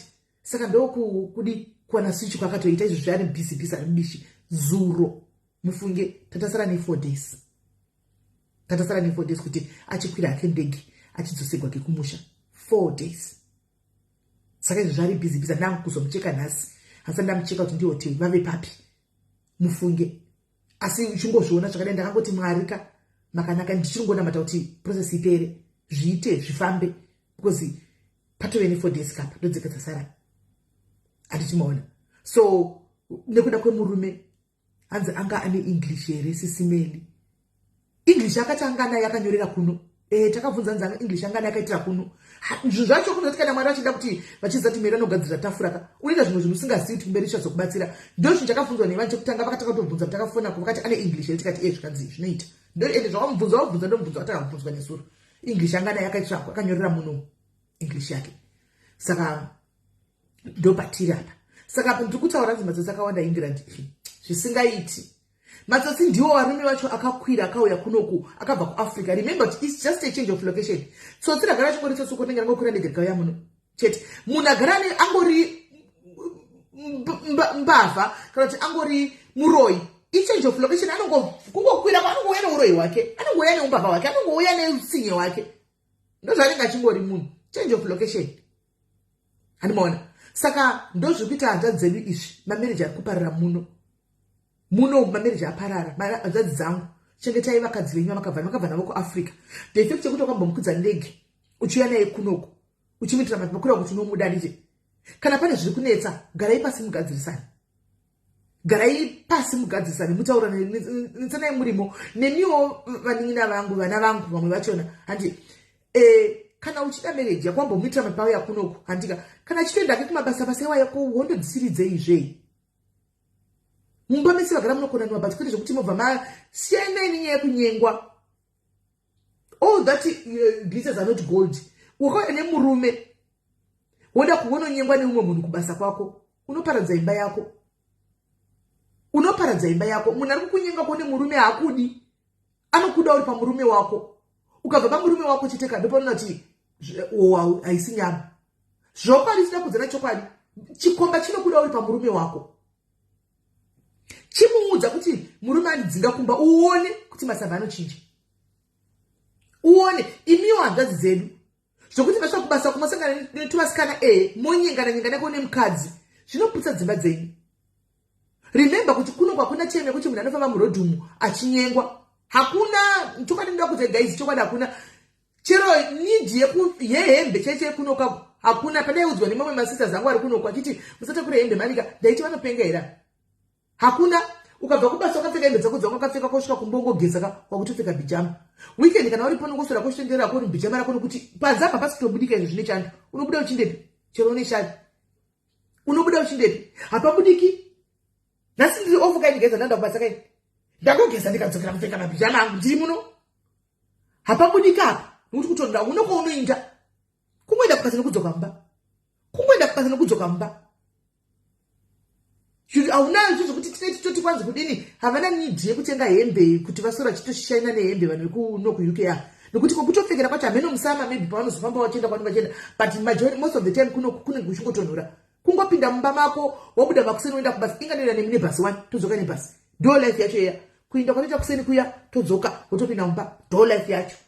Weekend ndekuzorora kana kuti uri off unenge uri mumba mako wakavata uchiteerera nyama dzako uchimbozorora handika iPad yako paside apa womboona iPad yo movie amene vanachika usingadi kumuka senini ndine usimbo kuya kusitting room uko kuzovhara nema TV ndine iPad rangu saka ndinoona movie pa iPad ipapo ndiri momachira imo mati izvo kumuka hanimona vandozviziva iguru vanotama uyaitori ndotaya ndidini haikuna TV ndotaya ndiri right kuno hanimona ndakagara kumusoro handisema mchonera magari padze isama ndakazviona hangu pandakabhoya paPibet handakazviona hangu sama but it's only for a short time. Hasi nguva yakareba hanzi ini kunondibhoisa kupi mamo. It's only for a short time.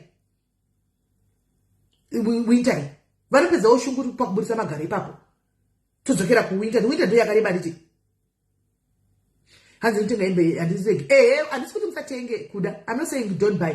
Get me right please. Ndine kakutwiswa mashoko kanowanzoitika pamberi apo. I'm not saying kuti don't buy clothes. Ndikutoreva kuti pandaiudzwa ini chinzi musauye nehembe. You don't need much. Anditika ndaitoti vari kuti kudiko. Inini ndazosvika ndakatoona handina pandamboti paenda ndina nanhasi bhegi rangu rine hembe ndakaenda rakangovhagwa rakangopekwa rakangodaro. Welazi unoya kuWhatsApp. Arangopekwa rakada ndogodzipfeke ndongo ndakangobudisa dzokuindisa kubasa. Remember kuti kuAfrica takatouya nedzesamaka. Saka unodzipfeke. Saka ndakangobudisa dzinodziya idzi. Ndikaenda nozvinongera dzinodziya, ndikana handitika dzinodziya ndo zvinongopfeka. Saka maskin time mataisi kuno kune mataisi anodziya hawo akasana nekuAfrica. Kuno kune mataisi anodziya. Mamwe anenge ane thermos ndingikite thermostat yemukati ya meno. Thema wanenge ane thema whatever. Hanimona. I wear my going out dress and I use just to sit and watch TV. Oh, serious no. You can go in a bedroom of the TV. Wow. And still good every day, winter moon. Which ain't happy night, Pelma. Nichando icho no vramza munhu kudai. Sure ndakona mukadzi musakaziro murungu akapfeka dress chifupi uyu une zvivindi. Chitukutuku nezikoti asine nechihindu pawaenda kufunction. Ndikati oh, nechando ichi. Nechando ichi. But I guess munenge mambofunga kupfeka hembe dzenyu. Munenge mambofunga kupfeka hembe dzenyu.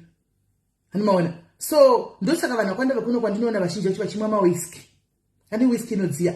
Vanomwa mawhisky. Vanotenga doro vanopengera mumba. Makambona kuti vanopenga kuno vanopengera mumba. Kwanzi ndogara mumba nemabhijama dressing. Uyu afanana neni. Naomi takangofanana iwe neni. Hanimaona. Kune manhikiri mataizi anodziya kunoku. Anodziya zvekutodaro kunoku. Ekuti munhu akapfeka unowa kuti chinenge chine zvimafluffy mukati so. Chinodziya. Unongova izvo choga icho chinopedza masports. SIS MELLY, I don't understand why you didn't choose to go to Hana Imboni Mirasha, Bomira Kada. Chata is a Kawanda, and not even to the you use that against me tomorrow. People use that against me tomorrow. Sakapana is nigga shitting about it. Chimbora, Imbomira in Chamchas on Bona. Chata would have suppose. I'll think it to come up and to quit and to Kuzanapa or Brew, Lupan, but not those who told of the priest go on as Hakumas, tenders, to any confusion. Shall wait the sold sometimes because and she could see me, Mamma details. Bungotas muzongona wa ameni ukumberi kokuti ko moschacho una kumberi kwa ameni no kumberi kokoko anmona atingo isiya yakada iwa ye mathematics inenge ichodziya pachai anmona so mathema leggings wayo animukona saka ndo zvinenge zvidi aita kuti takanyarira ko zvine idesi pakaipa saka ndo zvinenge zvichingoripo anmona. So, anzi SIS MELLY sometimes I wear my alright Saka ndo nyaya inenge iripo andika toda anzi kuya kunotyisa nyoka nemaspider. Oh ameno zvekuna nangikiro. Zveku Australia. Right.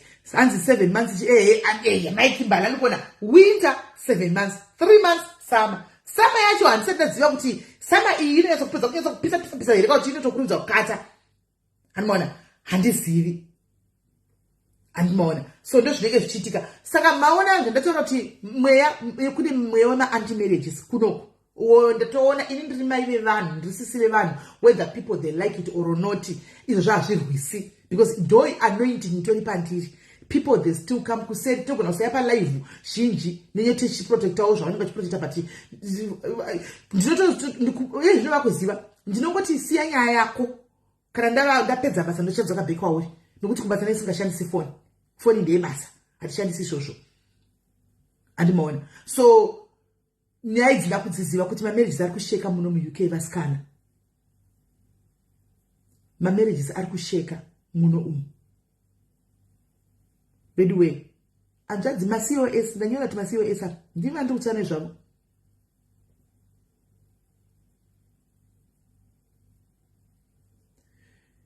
chengetedzai vakadzi venyava vamakabva navo chengetedzai vari menyu makabva navo chikomba chinokuda uri pamurume disadvantage iripo maide kuti mukadzi akanyenga murume akanyenga anogona kutobva abuda akatoenda iwewo ukanyengwa manje haubudi woenda haubudi woenda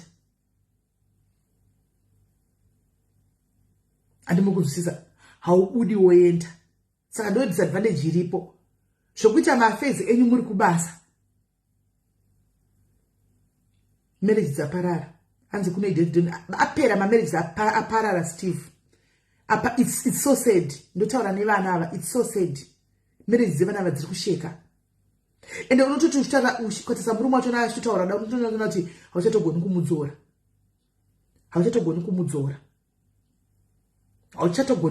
uchitotaura naye murume wacho tonaona kuti hapasisina chichabuda apa akatoyeredzwa akatojyiwa neuk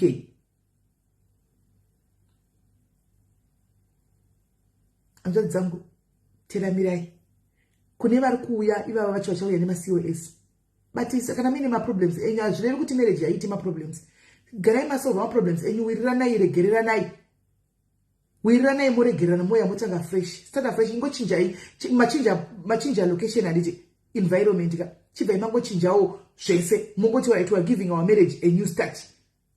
Sit down, motaurirana, mowirirana, moregerana, moya motanga panyuwani. And mopanana time nechance chekuti muone kuti pane change here kana kuti hapana. Hanzi UK ita semu yawe SA here kuparadza. Blessing. Ku SA kuti nani ningori padhuze nekumba. Ningori padhuze nekumba. Kana ukaramba nokuti ndezvakwezvo nongokwira kaenda kumba. Kokuno.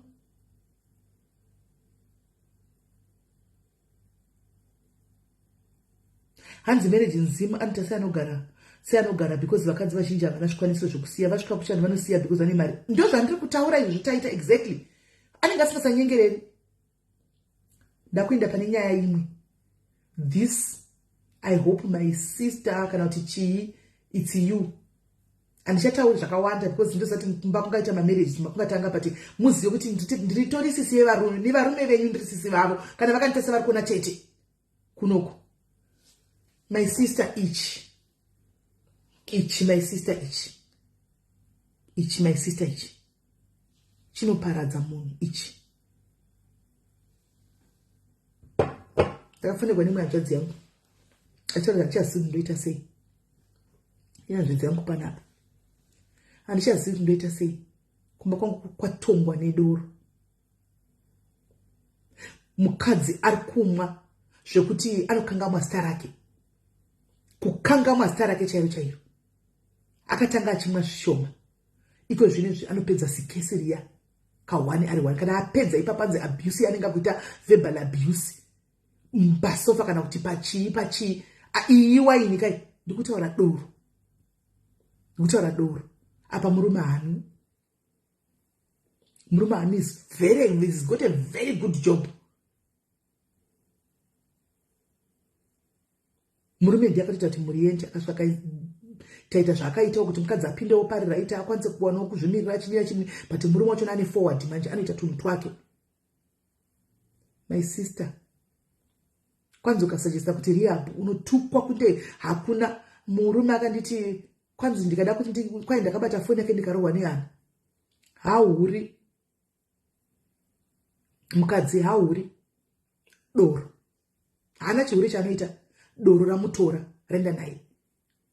Achiti ndashaya kuti ndoita sei achazivi kutoparira kwemarriage kwako. Kuna murume akuti ndasvika pakutiko zvinoka ngazvichiperazvo. Hana ndosati chandataka kubvunza chicho kuti ane depression here Mike hana ndikati zvakataka kwai ndakatakambowirana kuti ndichitenga shoma 6 ndotenga 6 ndichikupa kwanza kai akangwarira anogara atenga rake rakawanda oisa kusere uyu munhu hasi munyika ye UK ndimwe diaspora wimwe asi ku diaspora. Anomona anenge akatiravigara kwai akangoma 6 yawo totanga kuperforma totanga kutobudisa yanga akavigwa riya achidini ato she's an alcoholic but ari kuramba kuti aende kunyikiri ku rehab iye mukadzi wachona.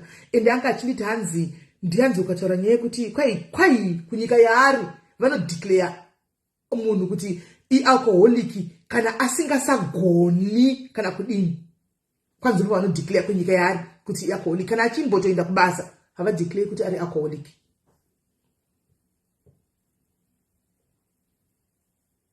Ava declare kuti ari alcoholic. Hanzi anenge achingoti mafaro ndoda mafaro. Ane stress yechikadzi stress yei. Hana she drives the car anoda she's got everything anotora ne freedom yake ane ma properties kumuchati kuita ma project and what not but akangoya muno makapinda mu testimony yakadini ndobva tondipa kuti hanzi kune chigati jambe mama gaiti jambe zvimwe gaiti tichisiya zvimwe. And she sounds like depression. But I did ask Shkanzana, man. Actually, but do you know kuti kune munhu anogona kuita kumadoro asina depression? Iyoyo kutove alcoholic usina depression. Mosiya.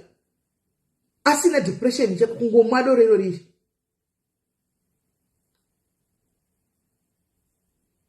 Mukadzi wake Vanessa nditi vanotaura vese handi mukadzi wake handi mukadzi wake murume is a profession is a professional murume uyu is a professional ku health ikoko is a professional yekutodaro zvokuti is trying by all means kubatsira mukadzi but panyaya pa izvozvi akatosvika pakutopinza nehama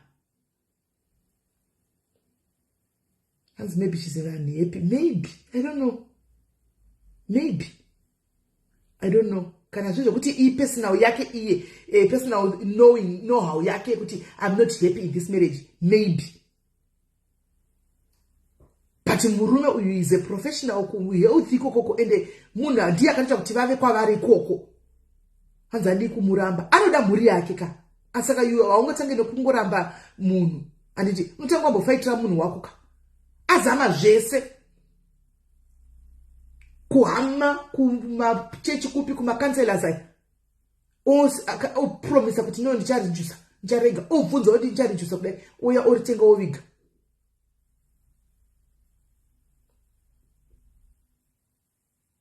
I don't know, guys. Hansi Ako is used as an ending solution for some. Maybe there are things she has gone through that making you do that. I don't know. Learn to pray with your husband. Okay, Hansi Natami, learn to pray with your husband. I don't know. Pamana your depression. But you have a look at Tekoshnuka. Magogodira kunyika kwa waru. Magogodira. Kwena kuzai doruba. I like it. How's he wearing kuzai? How's really sister? Aiwa, the husband is a professional. The husband is. Akashika waka isawo mukadzi kuchikoro akamisa kuchikoro wakaita uchikoro wakamwita taitewo zvanokwanisa semunhu wechikadzi. Actually any addiction ndo chokwadi chiripo. Guys mukundudza kuti nini addiction ndisana madoro anenge ane ma problems. Imimi guys taura chokwadi. Hakuna mwana wakatangwa chingomwa doro sefani here vakapesera toema alcoholics. Zvakafanana nevanosvika ava zvinodhaka izvi. Anotanga kuti ndikungona kigwa for fun ndikutesta opesera wave udhara. Everything zvinongowikiwa nedepression. Everything zvinongokonzeresa nedepression kuti utomwa utosvuta idepression.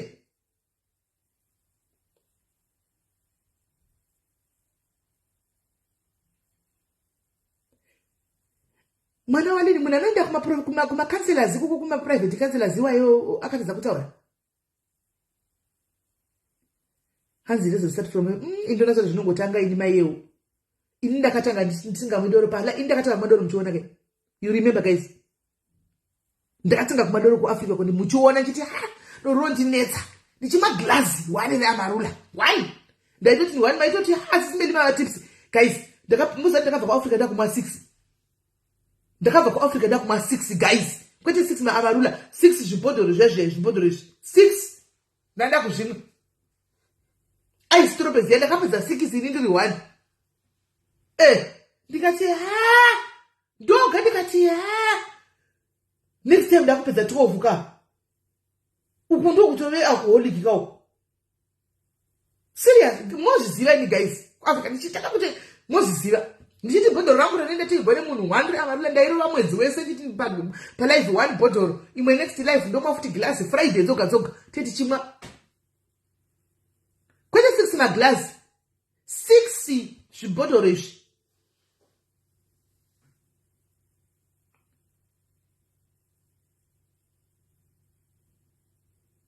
Andoona betika.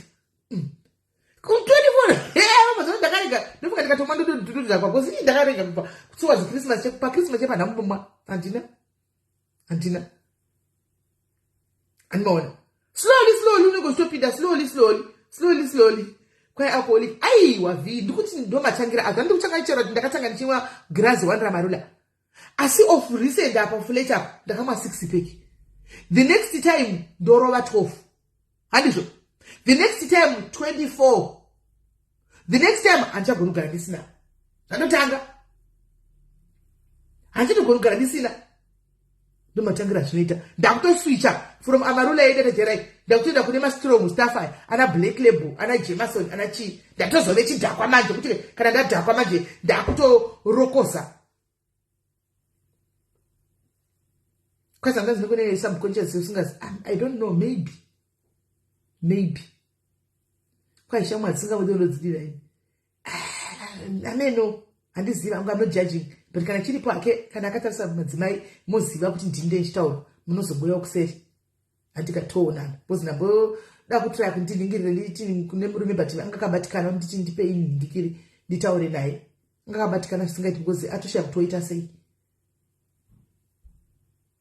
handimaona so ndonyaya dzekuti saka izvozvo ndinoda kuvhurirawo hangu mukana kune vemakosi vakauyawo tinzwewo kuti muri zviri kufamba sei nevakauyawo kudhara madhuzendisi kune vanhu vakawanda vari kutoya handi macos vanhu vari kutopiwawo macos vamwe kwezvino vachidini handimaona tinzwewo handika kuti pari kufamba sei rai pane tu request apa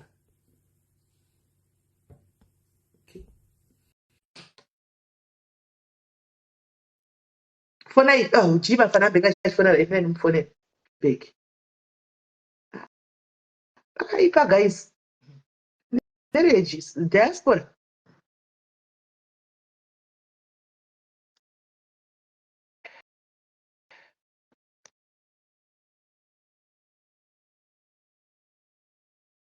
oh yeah uyu naida kuti ape testimony yake oga handida kuti ape testimony yake ega ushu saka ndikuona ndikutumirwa message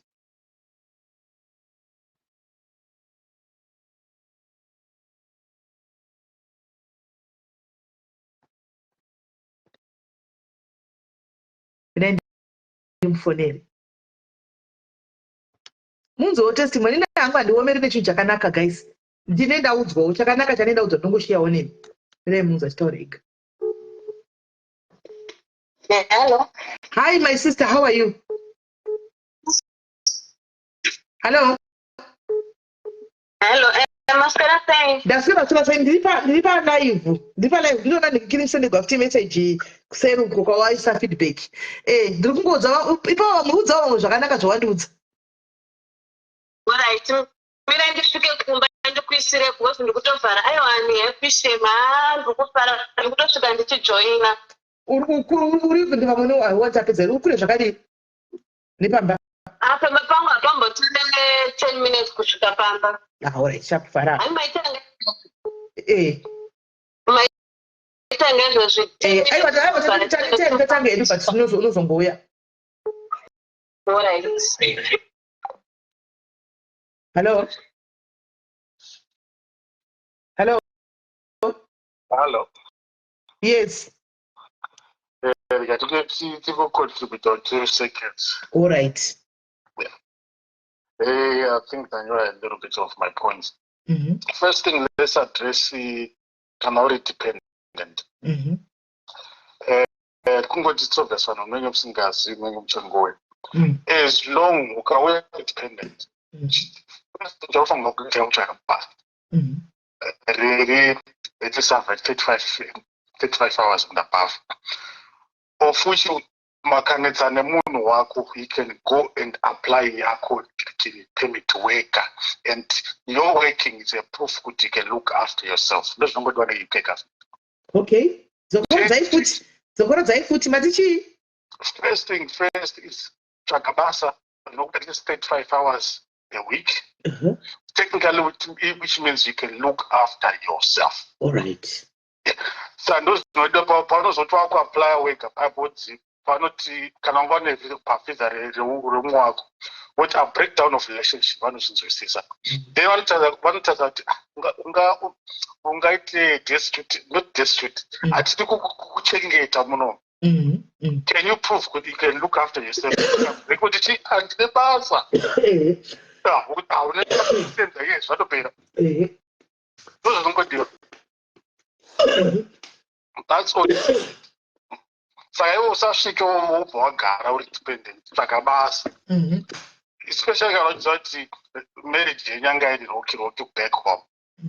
So that you know much go apply or go home office. Can you prove you can look after yourself? Yes, I've been working for the past 2 years. A process. I have no access to public funds. I don't go to home office. I'm still working. I don't know that I can continue life. I don't prove what I can't say. I was talking about send them so. I don't talk about send them so. Yeah, okay. Saka unoda kupiwa visa rinonzi kudii? Unopiwa rako, unongopiwa rako iwe. Oh, okay. Unopiwa rako. Okay. Right. That's one. Then two, ukaona ngirikiri unofanira kuziva kuti kana if you couldn't solve your problems muri back home, whether SA kana kuZimbabwe, what makes you think muchamasolva muUK? UK ine machallenges ayo, saka ichakukreka imo usingaiti. Saka mukabva kunomasolva kuAfrica, what makes you think you solve them? Okay, when UK has its own challenges. The chances are high.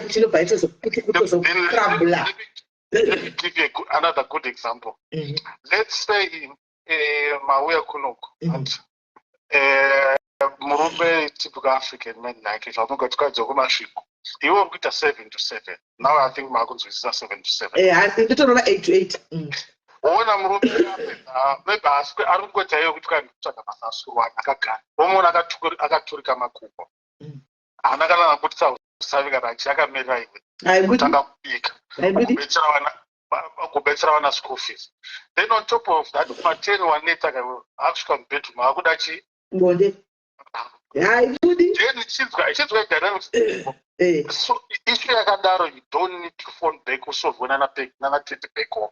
I was my dynamics. Yes. The only people who can live in the one my background, true. I find family but they don't understand the dynamics and challenges in the UK. True.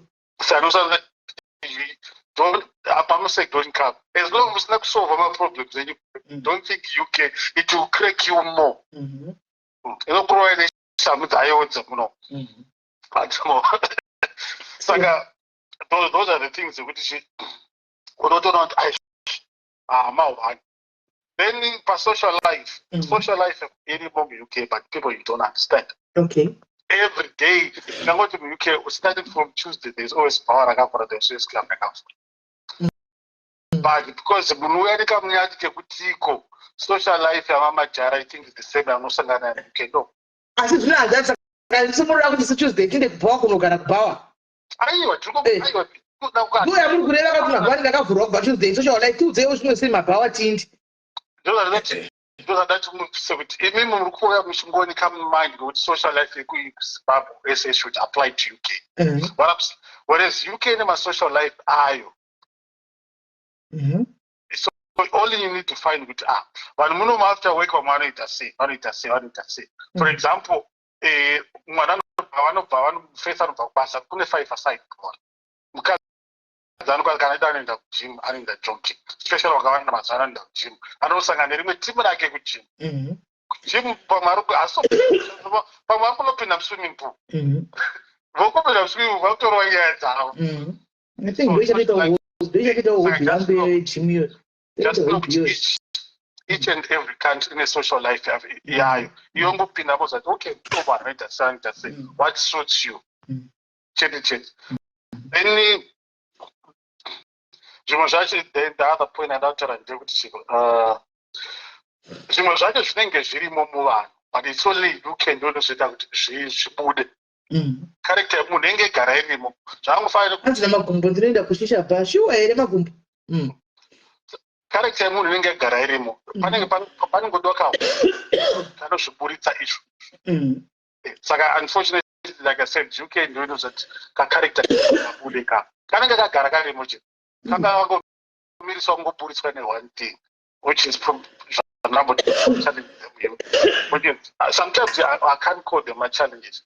Those are really no my dynamics are more. So I find, for example, UK, support you support our country. No. It's only we think support our country because our system in Africa, illegal, bad, book, but cannot see dilemma situations, no chance achieve. Whereas UK chance chivano chavo inoshandisa the law, whereas the law kuZimbabwe kana unaona is illegal but atitendzere with I see it's not watertight sekuno. Yes, sir, it's not watertight, but the problem is when we have a problem, according to not which is the same people who are abuse and not the same people who are cancel. Which doesn't make sense. Yeah, true. So some of the problems that now doing good, basically, my first word is human rights as an individual. Not so it's just part of Africa or that you can power cuts by rights, not understanding it. No, it's just part of dilemma problems in Africa, which is usually suppress women. The difference shit. Then if you but right here as an individual, whether male or female. Once you understand those things, it's all sort of okay.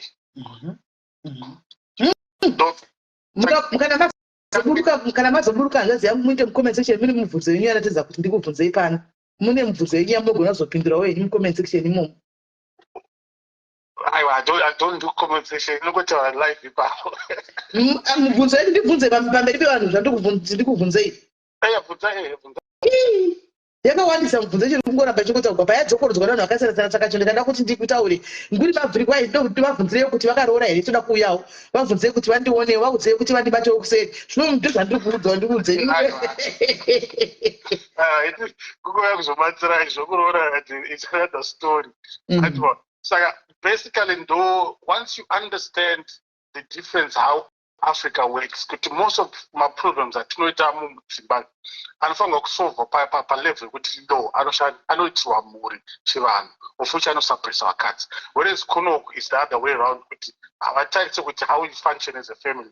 Of course vanozviconsider, but what makes you survive as an individual or the rights you have as an individual, which makes you survive as an individual. Once you understand those two dynamics, you'll be able to navigate in the West. It's not going to ease now. That's the rule. And face it doesn't understand. Okay, those will get but unless no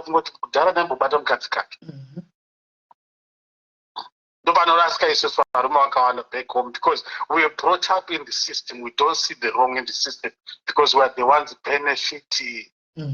As long as we are benefiting from the system, we don't see the wrong in it. It's only when the tables are turned to one point to then you understand, or else that's when you wake up. Okay, I did. Okay, sorry, but then the damage has been done already. So the main thing, COS cannot depend and cannot that relationship very rocky. Takabasa, Stakbatsra, visa, you won't apply your own already. You are working, you can come and send that in Opama paper. Simple. Then I'm going to Asylum, make Asylum tricky because technically right now Zimbabwe it's safe. So you have to come with the good nyaya. Good nyaya is cut on weight. But I get my Asylum. From 2008 now to really claim asylum I have to be top chai. I think I know the check and my quick right now technically Zimbabwe is safe. So if you want to try but come up with a very good story with my newspaper whatever form you want to go. But it's very risky because technically right now Zimbabwe is safe. So on which grounds? That's why you find people like my countries that is safe, it's hard to claim asylum. Okay, because Congo is a chap, pretty safe. You can move to another town.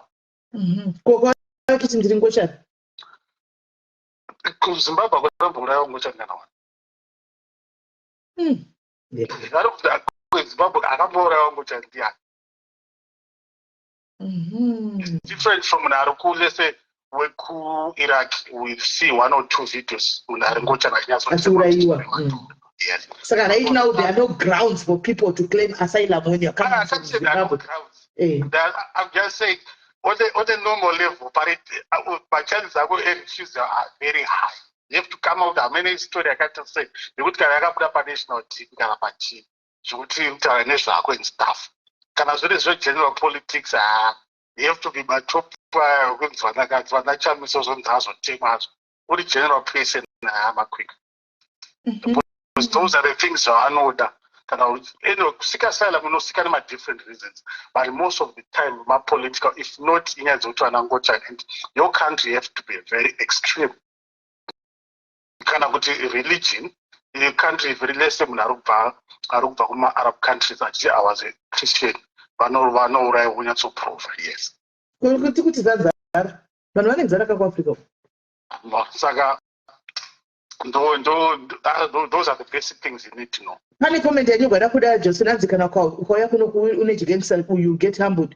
Munhu wese panoenda kunzvimbo nyuwani kuda Johnson ndikona kuti uri ghosti patsega tingokupindura titi munhu wese panoenda kunyika imwe nyuwani vhele haungaendi neunhu wako wakabva nako kwaunobva. Iwo kana pamwe pamakatobvawo muchiuya ku-UK pamwe time yacho maidozi kama muine mbiri yemakuhwa ikoko pamwe munotopinda muno mutoda makuhwa achaitiki nokuti next door haipo padhuze kuti ngatirega dinde influence yako murungu haana mvuwe kutaura newe anongoti morning kana kusatomhorosa achidarika handitiona. Saka zvinhu zvinoitirana nzvimbo nenzvimbo kwawaenda unotostada zviripo woita zviri ipapo wobva woenda zviriko woita zviri ipapo handiti kandifunga ipapo nda kupindura enderai mbera dzadzi. Yeah, saka ndozvazviri it's not kuti kwanzi vanzi haukwanisi but ndingopa hint kuti you have to come out with a good story. Saka is it only UK kana kuti nemamwe macountries ari mudhuze because guys muri kunzwa information atika kune vari kuti tonosika asylum you need to be having a very good story yakatombobuda kanzi pamanational kana mumanewspaper kana mumatv handimaona nokuti kungoenda kuti ndazongouya ndaya kuzosika kudai deportation ika1 pane mwana akadipotwa kubva kuisland musikana ari pano padiaris panapa akadipotwa kuisland atove newiki ayo kuti asvika kuafrica ndikati ko kwai ndakaperekedzwa kwai takatoexcortwa even paairport kusvika takwira mundege kwai tichisvika kunotoexcortwa ndikati koma wanga wambosvika sei akangonditi kwaite long story aihope achaya kuzotudza kuti akafamba sei ichi chakaitika. Kudhara even vaita system vaizvitakamisira if I'm not mistaken. I think vaikupa something to eat yekuti unoita trouser wokupinda kombedi ndege uri trouser. Okay. Uzongono sunura wave pako wave kuZimbabwe kwaropa ndingabe airport usafighta that's one boss kwangofighta dzonga captain anoramba kusunga hanzi island idipot aiwa pane mwana mudiaries aiwa pane mwana mudiaries akadipotwa ndinotogona kutomutsvaga ndimufonere akadipotwa last week iyoyi yapera iyi akadosvika kuZimbabwe vhiki rapera iro akadipotwa after kesi yakati athrough here akadecide athrough handizivi but ndogona mutsvaga ataure nyaya yake. But usually zvako chinoitika there are two ways kusika asylum I know. Unokwanisa kusika on the point of entry uchingopinda ubva wasika then watopinda kudhara wozoenda unosika but zvese izvo zvinongoita basa nekuti story yako yachataura so once wasika vanongokubvunza mabasic questions ipapo then wozoenda kunonzi proper interview ndo charudonora story rako rese then kunopiwa case work aringasenzanewo then from there kana ukaendese point of entry obvious hauna accommodation there's a high chance kuti neaccommodation hauna ndopa vachakuti enda kana ukati handina accommodation they will post you anywhere in the UK anywhere kwavanoda unogara ma-asylum seekers then from there usually ndokunozoitirwa case yako kwachadaidzwa for a date for a proper interview case yako then from there your process then either you're rejected kana chitora then from there it's up to you kuappeal and stuff. The only disadvantage which is there now a little bit is when UK was in EU case yako kwanza kuexhaustwa ne-UK system waappeal to EU courts now you can't. That's the main reason why UK also came out from EU was it wanted to control its borders whereby UK got no you're stuck out any other appeal whereas pangori EU you could appeal to EU. Yeah. Yo, right. Guys, are you listening? Information muri for free. So now UK can go kurambira akutina any other appeal chainda. I think only 2 or 3 more appeals if I'm not mistaken. Then once it's done with the UK, you're stuck. Kautsinga whereas Dara after that waenda ku EU court and stuff. Pakaipa. But coming out of the EU was immigration because in the world by France but we end up in UK. So UK wanted to control. I see UK zvayo tisusu like still ndakazvimirira semunhu akanga ari paAfrica pamapikizo lokai ndinoona sekuti UK pazvimwe zvinhu zvakawanda it's overrated. It's overrated, my brother. Inyaya yekuti mari yavo inotenga plus kune mikana yakawanda ma-opportunities, but otherwise aiwa UK is overrated. No, what you need to understand is back home, generally in Africa, we value material things today. So when you see Munagagaram KFC, you think it's what is technically it's junk food. And Agagaram no and those that then Mamchuna Popa champagne yakepa club. Most that are Chamar. So animal mistake, not realizing but probably that too it's working like crazy. And they deserve that, but I sacrifice that. So we judge them based on the material things. For example, iPhone. Do you know kutenga iPhone new and straight kuitenga? You're looking at $1,000 and above. Cash wise. Of which 90% in UK are taking my phone cash in your contract. Same applies if I want to get a new car, latest car, I get it on credit. Same applies if I want to get a house, I get it on mortgage. But that's the system that's the way it is. You can't change it. Whereas back home is the other way around, which sometimes it's always have to be cash. So taona munhu akabata tsika ndezvechikwereti of course no jealous about that ari kuzvibhadhara but you think munhu atoechi ari kuto ane mari momo ndorealize kuti mari ise atozvisara ne100 abhadhara ma20. But because the system works, you can survive. Akushandisa credit card achazobhadhara credit card kumota, credit card kufoni, credit card kuzvese. Because ndaitoudza kubhadhara dzimwe musikati kamwana kari kuprimary vese vane maiphone iyo haya iPhone ichi chakadaro malatest vanawo. Yes, because what happened they could vanawo maiphone vana vakadikika vanawo maiphone mubhazi vese vakabata maiphone iwayo iwo ndiwo unenge wakabata Samsung hako uri one kabudzika Samsung vane maiphone ende chimwe chandakaona zvazi chekuti ukapinda even mashopu anotengesa mamwe masecond hand aya maiphone aya unoiona iyo iPhone handi ndinokaisa kune chi new one latest chi 15 Pro Max 14 Pro Max latest 15 saka 14 nema13 dzazara kumasecond hand uko £400. Because kana ukangwara kana uchidanda don't buy latest phone ichipinda anyway. Ngomera kuti panopinda latest phone tange down one because the new one usually inenge isina kuchinja steering. But because mnaenda kuona kuti kana ndoda ene ma software yacho. Sure, anokudzai. So that mama akangwara ukatora one phone vanokuti tora another second phone pamwe price the monthly bill of second phone really half. Really half. Ukatora the first one into food, the other 2.5 so I ended up getting for the kids. That's one. Two, vana iwana to connect because vana feel out of place when they're at school. Because my friends are my husband in so somehow as a parent you're forced to play catch up too. And izvino zvandakanyatsa kutoona kuti munhu wese nambuya vakachembera vaya kutengesa chidonzvo vari kuburitsawo iPhone ravo.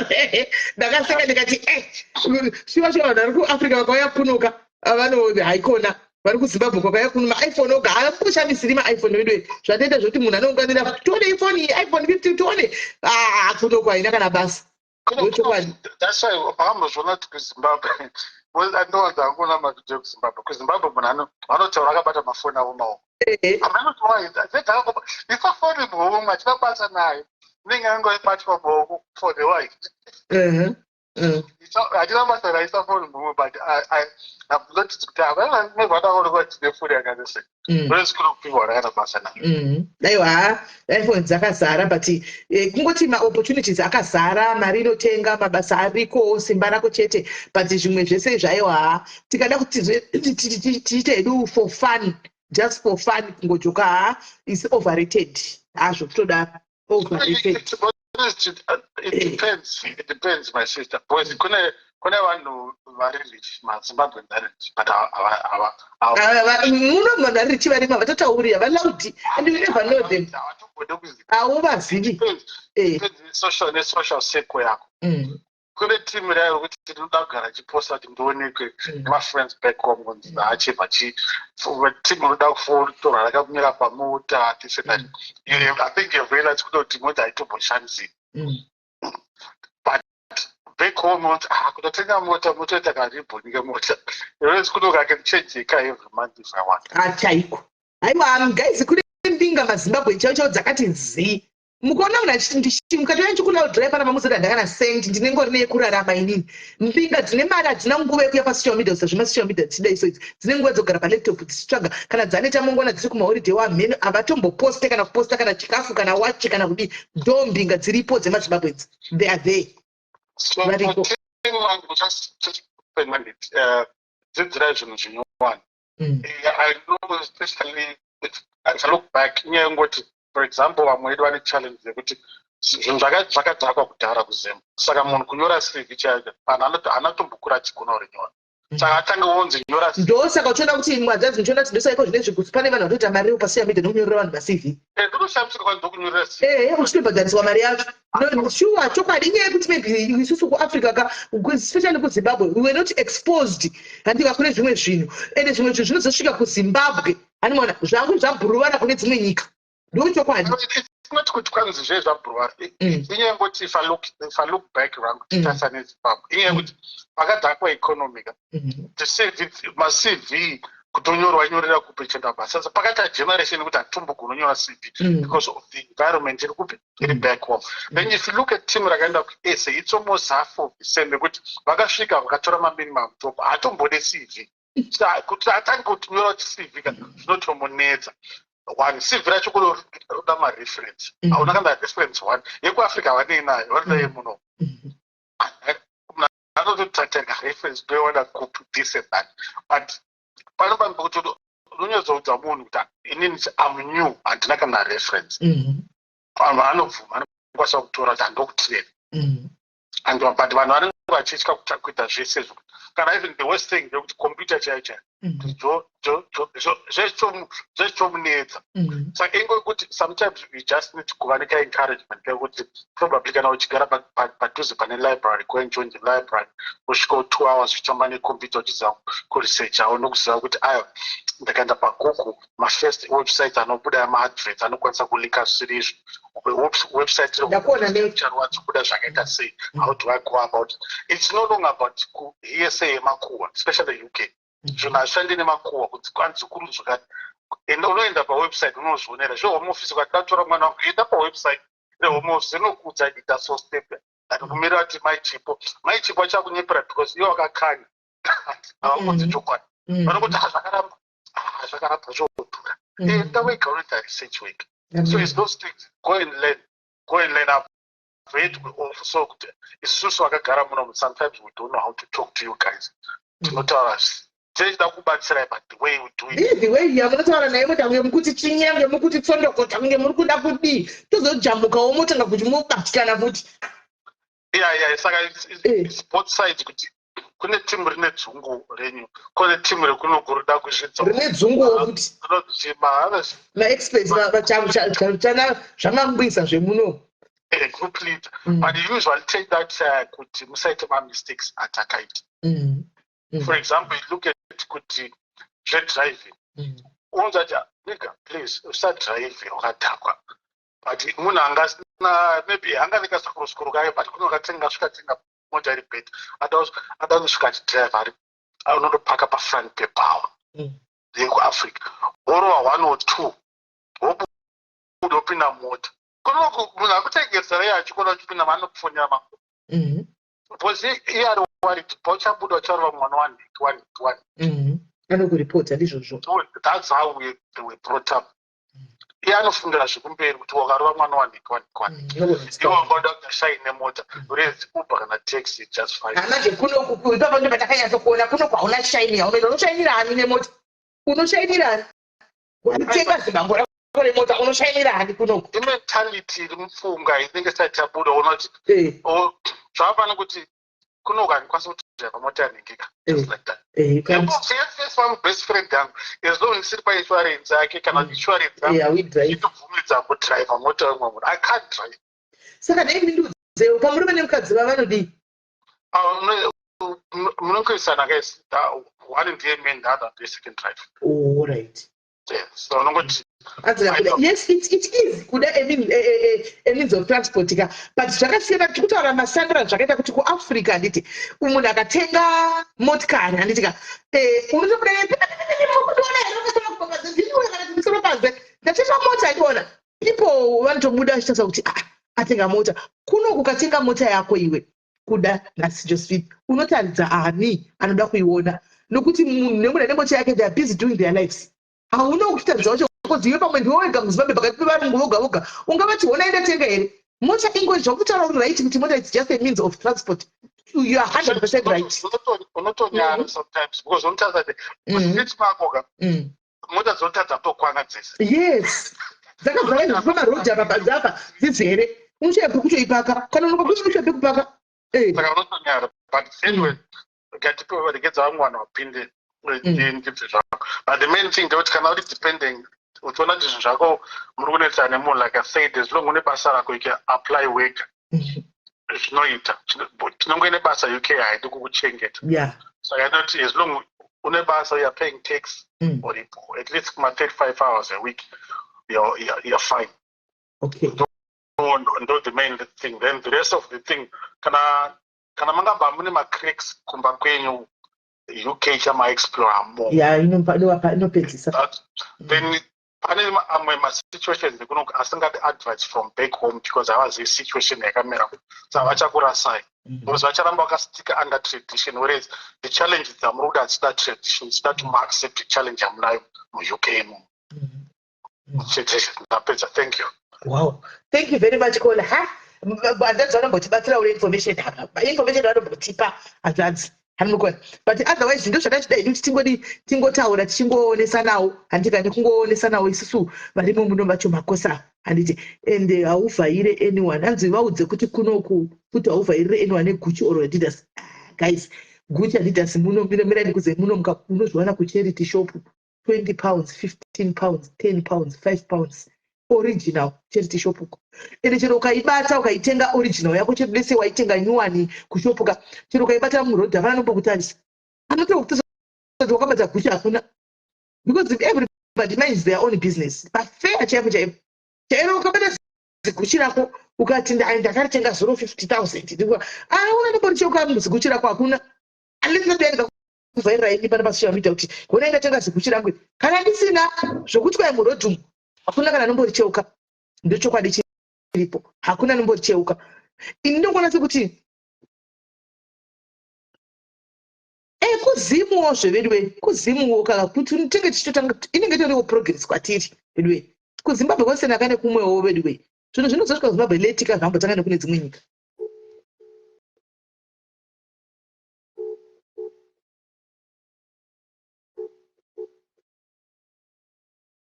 Hanzi prime yakusazi Gucci. Prime akiri zvinhu zvakanaka precious siya. Zvinhu zvakanaka precious don't Mr Price kaye ku South Africa. Don't Mr Price. Don't Mr Price prime akia. Hi dear. Hello. Yes, kuri say. Mushe. Tipo Tinsbe. Aiwa ndashanda ndakatumirwa maprayers napastor Marumuzuru. Marumuzuru nezuru. Then vandaswera the whole day ndichingomateerera ndichingotedzerawo zvakati ndiitewo. Ndiye musikana mwana yokutsvaya ndiye mukadzi wokutsvaya wokuti anga kuti zvinhu zvangu hapana chiri kuitika zvakamira kuti nzi.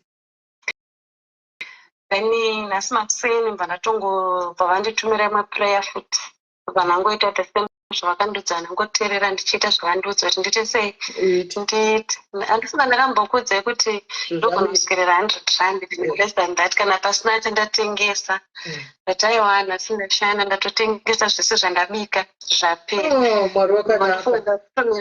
ndatumirai piki ndichitobika ndandakapedza maorders ekuti ndikuda 3 plates ndikuda 4 plates but ndozoitika nhasi asi kuti zvimwe zvacho ndatozotadza kubika nekuti ndandisina zvakwana ndandangobika like like 1 plate 2 maplates. Wow, aiwa tinotenda Mwari akadaka ngatitendewo Mwari ngatiparire Mwari aiwa ngazirambe zvichienda chakaenda kuona ngazirambe zvakadaro chirega kuramba uchidzokera ndakuona kuti wapinda mugrupu maprayers ramba wakamira panzvimbo ramba uripo uchisvika makuseni pabasa pako paya taura kutengwa kwezvinhu speak life to that business speak life kumapoto ako speak life kumaoko ako namatsamaoko ako chaiwo speak life pane chefe uchipinda mukati uchibata kuti speak life chakabata muka chakamba chese muka nhasi kuno kudeclare panototengwa declare kubata ivhu renda kuri declare kuti nhasi panotsikwa nevanhu vakanda vachitenga panapa every morning usati wavhura ita izvozvo ndafara shema ndimbodirinya kanditika ndakapedzera kubata kana 300 rimwe aiwa zvinoita kole ramba wakadzvanya nditika ndatotadza kana kupedza kurimona ndikatika ndivatumire proof chaivo ndaona ndikati aiwa uri kufara ndaona ivo vatumira futi vandise ndikati aiwa hatiri kutete aiwa ndanzwa kufara shemu ndatovatenda vakati ndingoramba ndichiita zvavari kuti sei saka nandichitovabvunza kuti ndachida kuenda church every Sunday so nenyaya yekuti ndinotya kuenda pane vanhu vakaungana vachakubatsira vachakulidha kuti woita sei vachakubatsira handitika aiwa tinewe munin'ina pamaprayers ndoda kutendawo madiaries akarequesta kuti ndigonge ndichibatsirwa napasi ndinoti Mwari vakuitire zvakanaka makaita basa kundibatsira kwamakaita izvozvo aiwa tinotenda wangu tikuda kuti urisumuke business yokusumuka chaiko chaiko ramba wakadzvanya Mwari avanyadzisi SIS MELLY alright rega ndidonedza uikati handikuya kwauri alright iripo munin'ina wangu tobatana kusei sharp right katia ndakandikumirira kuti ndichataurawo akanditumira the same audio onai I'm so better SIS MELLY onai zvazvi zvakatsuka zvese izvi zvakatsuka mafuta nemvura inonga chitonamata kubasa nhasi ndaenda handina kumbokwena SIS MELLY kana Mwari wakanaka and handisa ndataura hangu nawo because ari busy every time ndikaafona anoti achandifonera back omanheru but andichisenzesa that audio saka ndinosenza audio ndichinamata ndichizora mafuta nemvura SIS MELLY unai difference oma onai difference zvazvi zvakatsuka zvese izvi kunga inflammation but onai only 3 days onai maoko kati saka chero nemusana wako zvese ndizvo zvawakaita musana zvese makumbo zvese dumbu kusana except kumabutterfly it was this serious ufunga nditoshamisa kutozvona iko zvino nhai vedu we it was bad SIS MELLY the whole body yakadai the whole body but since ndiri kusenzesa mvura nemafuta SIS MELLY you won't believe it even murume wangu usiku akati hawangosi kukwena zvakanyanya wangosi kundomuka saka ini ndokumutenda SIS MELLY after 3 years anhu waMwari 3 years ndichishwinya ndichirwadza ramba uchinamata ramba uchiteedzera zvinoita ndisewo mugrupu kana anhu ndokumbira kuti andisewo mugrupu ndinotopindawo mugrupu imomo muri kuti eczema isinawo kana chinoipodza vedu we kana eczema imi ndiri kunorway kumafirst world country mufunga kuti angotedza kuidentify eczema SIS MELLY havanoiona mungafunga kuti anotedza kuidentifya skin problem yekuti yakadai yekuti unoende kuende kuita matest SIS MELLY kana chinhu kana bp kana shuga kana healing wena my sister we speak complete healing pasi haatauri zvakawanda SIS MELLY haambotauri zvakawanda ndanga ndajaira kunyeperwa kunzi wakazodai kutonova nhorondo aya haana time he is a busy man everywhere SIS MELLY ndiri kuisa ndikadusa mafuta ndichinamata SIS MELLY ndinorara kunga a baby Oh, that's nice. Ndaidonha skin iyi yese mukona ndikubvisa yaidonha yese yaidonha pendaigara paindodonha maskin ndaivhacuma 3-4 times mumba mwangu 3-4 times kuvhacuma ndikabvisa hembe ndaibvisa kunga nemakoko ndichibvisa hembe. But it's completely different. And people, please don't say what you don't know. Eczema, chinyi, hapana, pastor, akandibata kuti Katia, he's gonna help me more. And definitely, but he was busy the other day. I couldn't get hold of him. Yeah. But so far, and so far, but audio akanditumira. Sisi Melika, undinodeclare, ndichideclare, ndichiisa, ndichizora, ndichitaura, ndichidzowa, ndakadzowa kunga ndichahameno. But today andinombodzova kana one. Tidi kuti udzove. Toda kuti upore. Skin yako idzokere back to normal. Kukwenya kundu newe murume wako achikubata nikachibata achitobata iwoyo skin yakadini kechibuda madhikuri waya. Yakatukuka yese ichidonha. Uko namakumbo kusika kweso. Skin yangu ichidonha. Murume wangu waitoti usiku unotanga kwena echibvisa maskini kuti ndisarwadziwa. Pendinorara, pendairara Sisi Melika. Minoti murume wangu unorara neni sei. Pendairara uchibuza tushamsika murume wako anokuda Katia.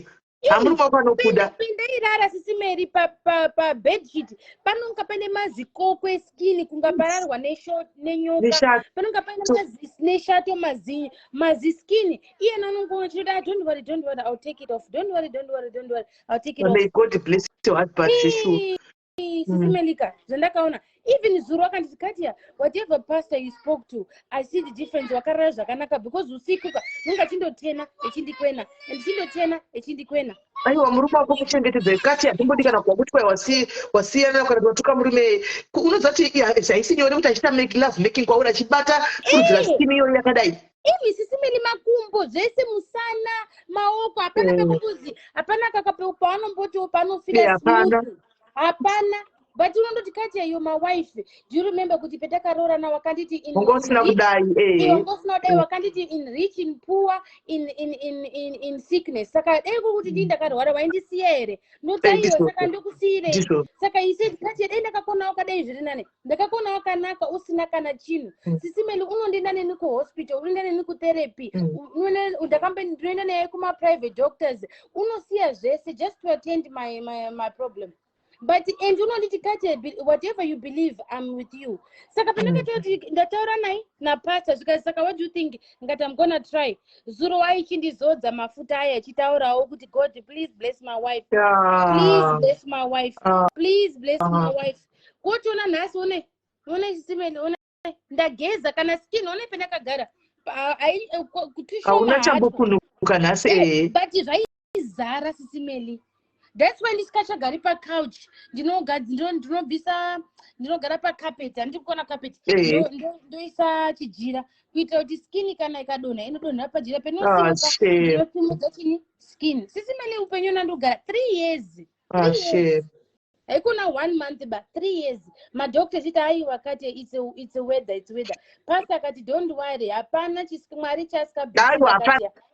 Apana is anything that is too big for God. No. And Sisi Meli mukaona audio yakandituma doko isinombonya ureba ndikati maiwe pastor pamwe atondisiya atondikanganwa. Hezo ndibva ndatanga kuita zvaarota kuti kana uri kufamba kuenda kubasa namata kana uri muroad namata ndichigeza ndichinamata and it's working Sisi Meli you won't believe it.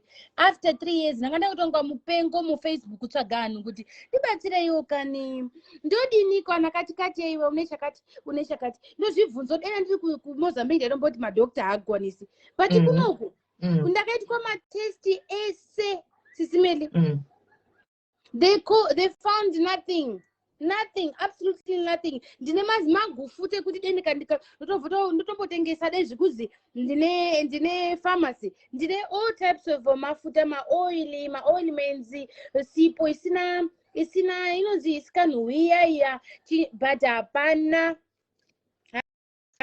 mushonga wacho mushonga rudzii shiwabunari kumafirst world countries une mushonga wapi naichiswa nemadhii une mushonga upi and since rini ndakatanga kuti paFacebook kuti anhu vendibatsireiwo nhasi Mwari wandiwana Sisi Meli muswe makandibatsira you have no idea and honai nditori different different zveshuwa handinombonyepa onai zvanga zvakatsuka zvese izvi zvanga zvakaita kunga inflammation zvinonga mushonga rudzi nhai Chisomo mushonga rudzi hanzi mirai ndimi mirai papa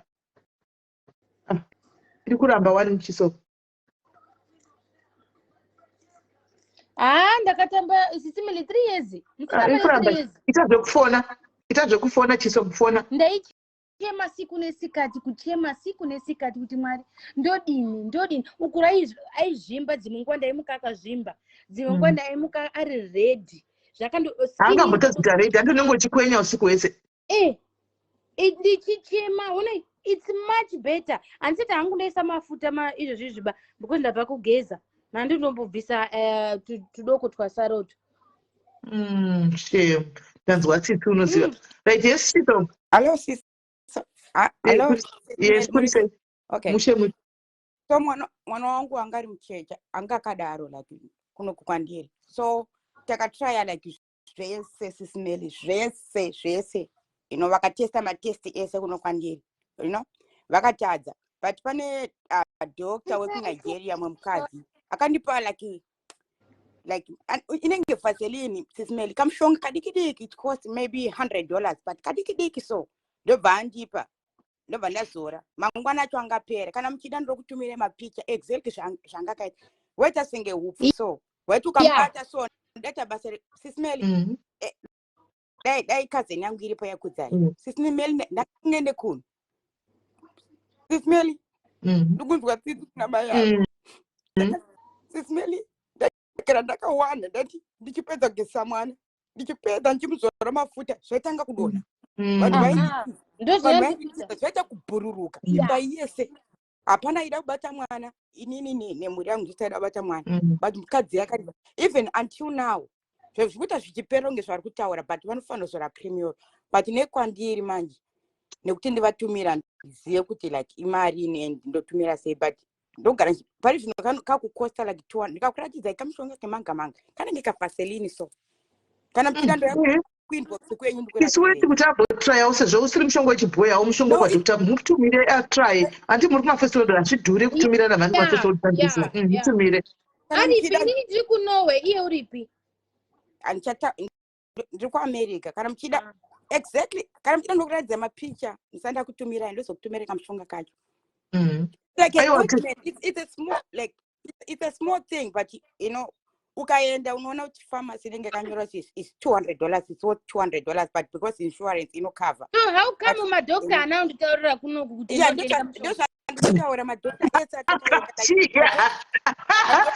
zvakasiya anyway madoctor ese takaenda kuno like cousin yangu iripo like but aite zveFacebook anokwanisa in comment section takaenda madoctor ese SIS MELLY ese mabig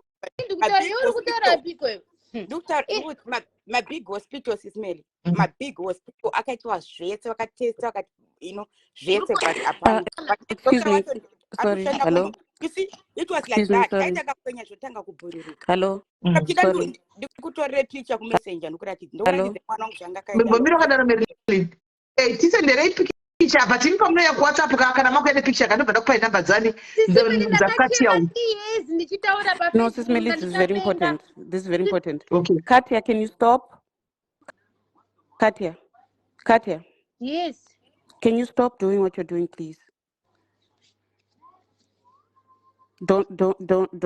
please don't do what you're doing Katia I know you from DDC I'm a doctor inbox me but please stop what you're doing usakwenye and zviri kuvava here or are you just trying to no zviri kuwawa zvinowawa I understand get calamine lotion for the meantime kana kuti get some Benadryl and put that on but please kana kuti get some a steroid cream Doctor or something like that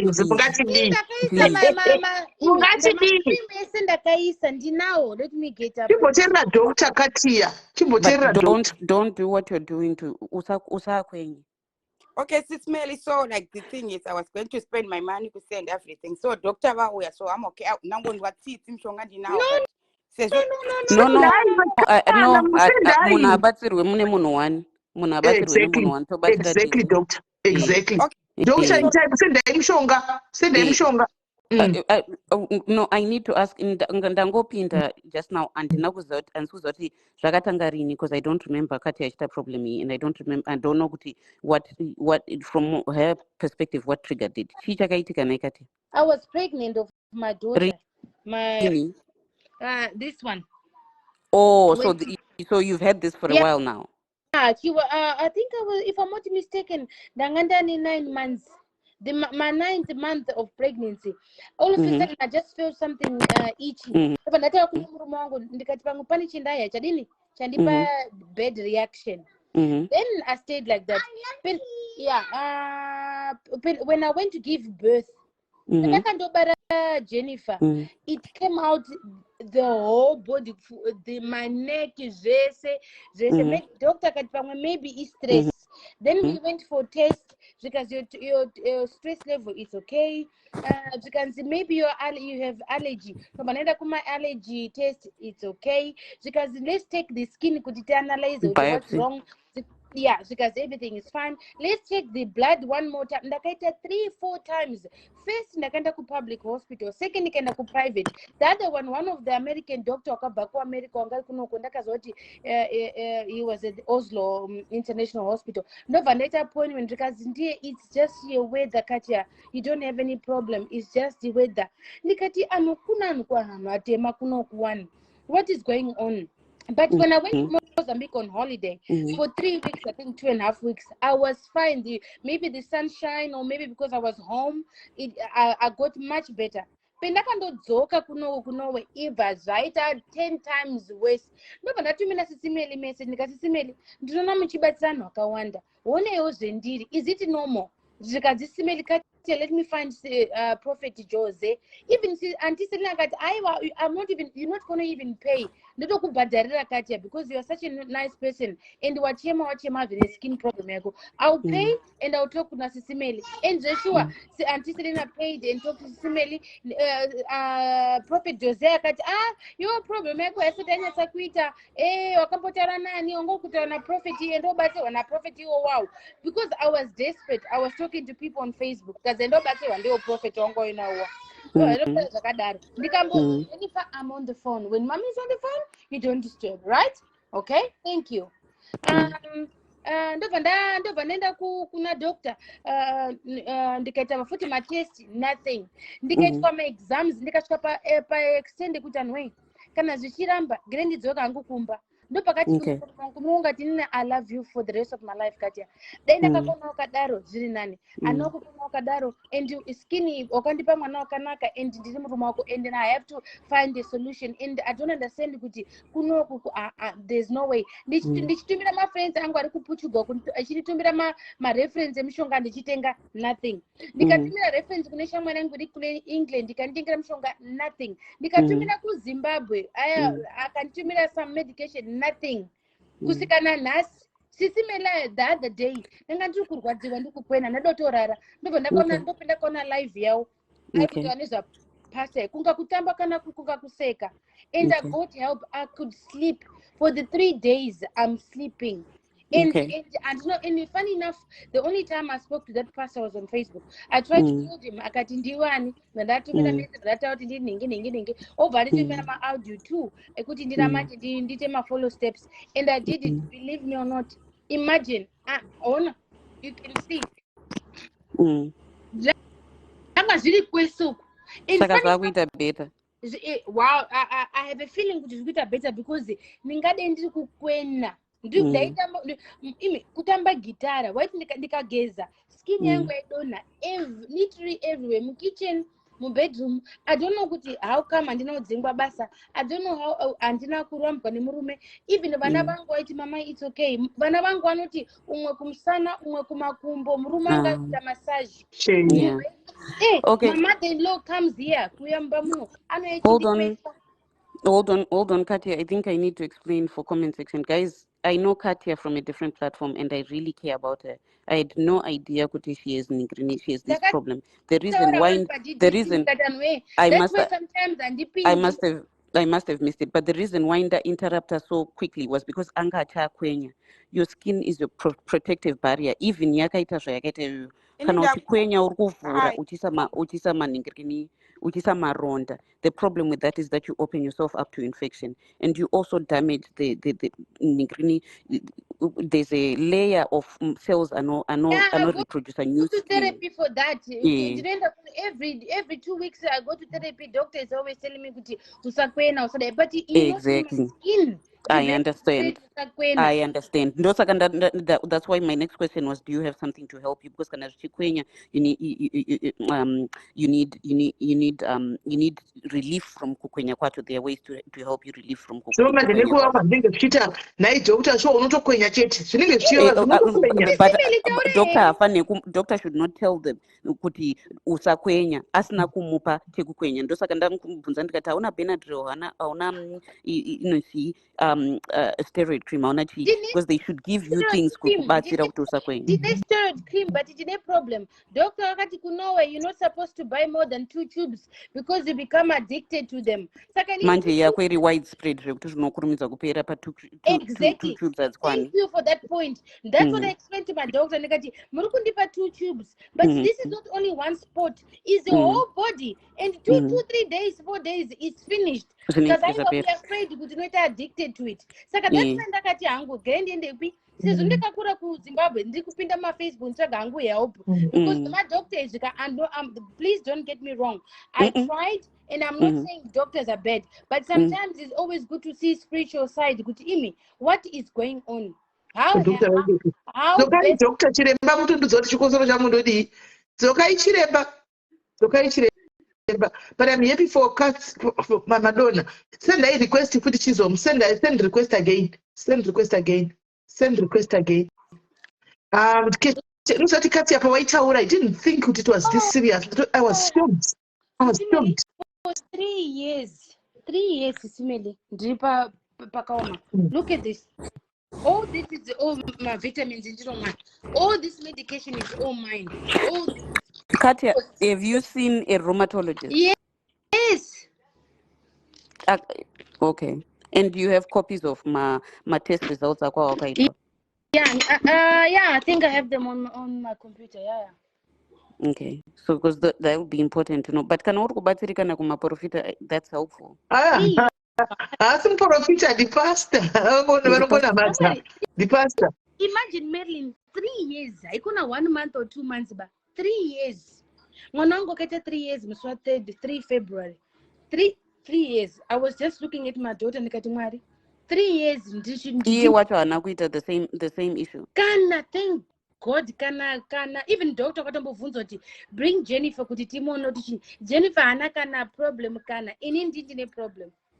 And which one kunokukunetwa ma test everything, AIDS, cancer, and there was nothing. In Antombero kuti just ndine sugar or ndine something. Apana kana one. Huh? And kuna doctor. How can you say I'm okay when you see my skin like this? One thing is not you're okay in your brain because I want to say. But when you see physically, and I was in pain. And I came my day in and day out. Murumangu ndiye mwari wakanditumira ngirozi chaiyo. Every day murumangu unondikwena unondizozama futa. Dermatologist. Did you see a dermatologist? My dear. Ndiyakaita skin biopsy. Ndakaenda kuna demo kune skin problem, ndikaenda kune unoita skin cancer, ndikaita kune unoanalyze pupu and wee and everything. Ndakaitwa test yekuti ndakanda kuti it's okay. Ndakabviswa skin, ndakachekwa skin, ndikachekwa pee, ameno ndikaitwa I would call my doctor blood sucker. Because every time you send an email, Katya, you coming for blood test, I used to call him, yes, blood sucker, because it was every time. Check on my blood test. Every time blood test. How many times do I need to take this bloody test? Every time. And the doctor said, Katya, you should think God gutauna nothing. Here's my other question. By 3 years ago, we're talking 2021 or 2020. Which one is it? 2021. Okay. And did you get my COVID vaccines? No, I don't. I believe in God. I didn't accept. Forget. And did COVID? Did you get actual COVID? No. Okay. I never even actually have COVID. Thank God. Saka muri kuti jekisheni recovid rakaipa. And this kuti rakaipa. So I'll be frankly open and honest. Yes. Inini as a doctor, I've never gotten COVID, but ndakapuwa ma COVID vaccine, and I've had But I've had my side effects.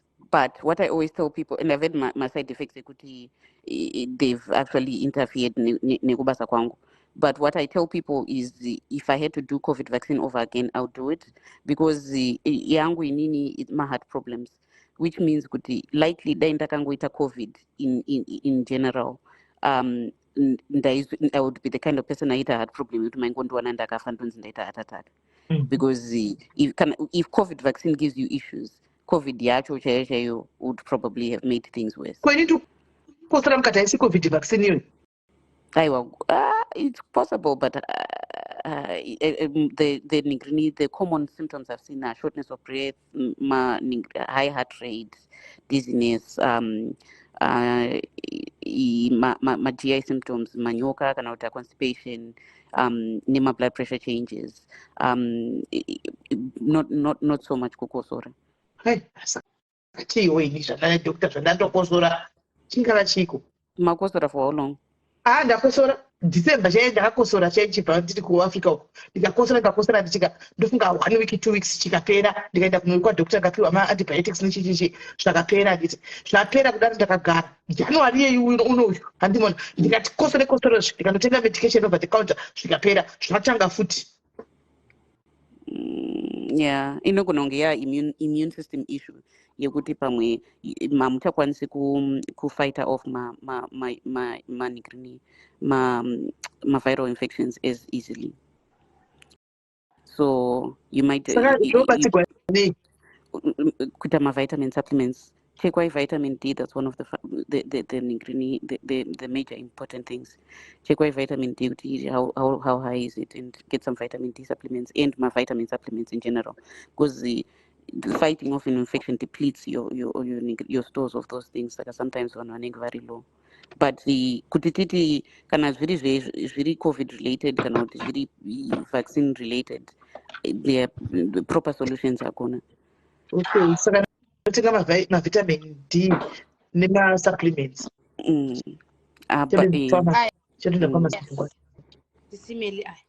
my vitamin D, okay. Yeah, not nayo.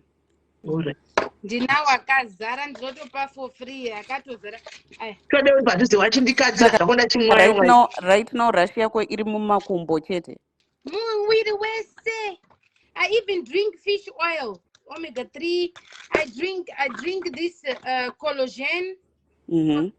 I drink also this. Ndinotonga ndiri mbuya chayo gogo ekusakubva.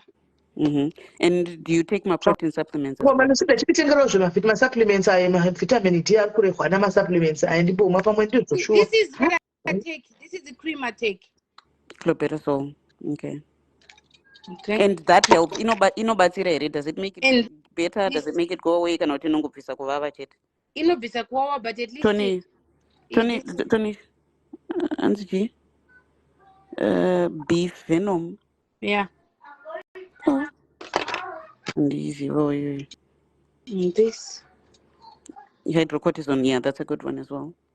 I have a lot, and this one this one came from Mozambique. And in your family, apana munhu akaita. That's another thing. Kuti South Africa, they can get you those things over the counter. Maybe you should find someone at South Africa akuitire a large shipment of the ningrini, of the steroid creams, the one you know not Yeah. But to be honest, I'm being honest in front of God. It's very precious. I didn't know. Yeah. Can you see? No. Hey.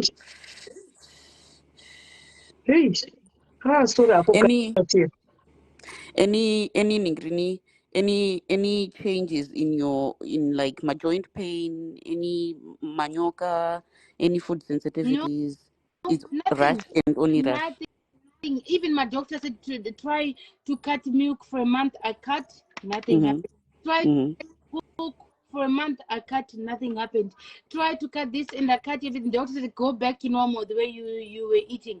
Back to normal. I'm still nothing. And what else did I try? I even it was in my hair. There was a time it actually got into my head on the, and I cut all my hair. Kuta manza chayo. Ndaibuda makoko, uza makoko ekuti ukabata kudai ndaidonhonga scalp kunga scalp yese nunze kana ukabika sadza andi kunosara makoko anonga ari round. That's how my Can skin you was. not go join? You can join Tiripo I don't because there's space. it's okay. There's I space for another person. And I tried everything, and they even called my family back home. Ndikati anhu amwari one zviri kuitika. Ndikati pane munhu akamborwara here mufamily because hapana, you are the first person to know. Maybe the weather doesn't like you, you should come back home. How long have you been there? I'm here 5 years now. Okay.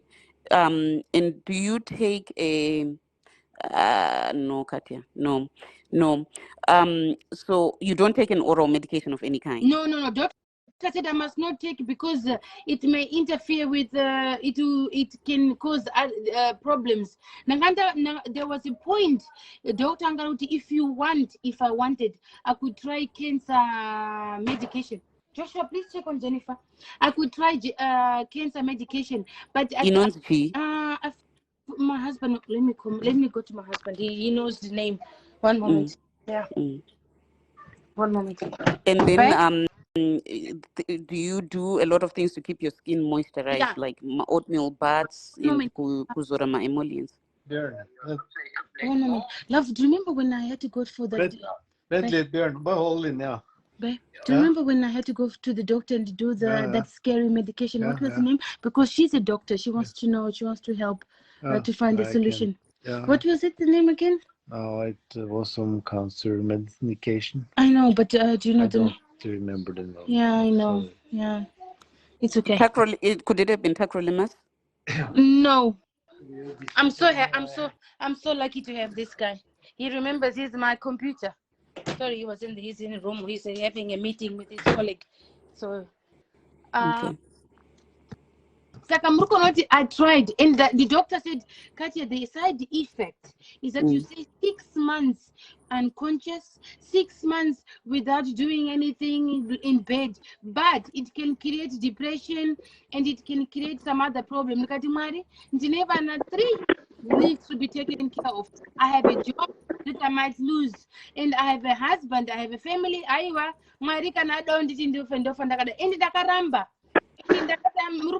respect your decision. But vanga vakupa ningirkini vanga vakupa inonzi formal diagnosis here. Because they just wanted to give it a try. But they don't. So you don't have a diagnosis. No, they wanted to give it a try like a guinea pig. You know, when you have a problem, then they want to find how can we help. Let's try this. Let's try this. I'm sorry, I'm fine. As long as I can walk, I have appetite, I can still do my duties.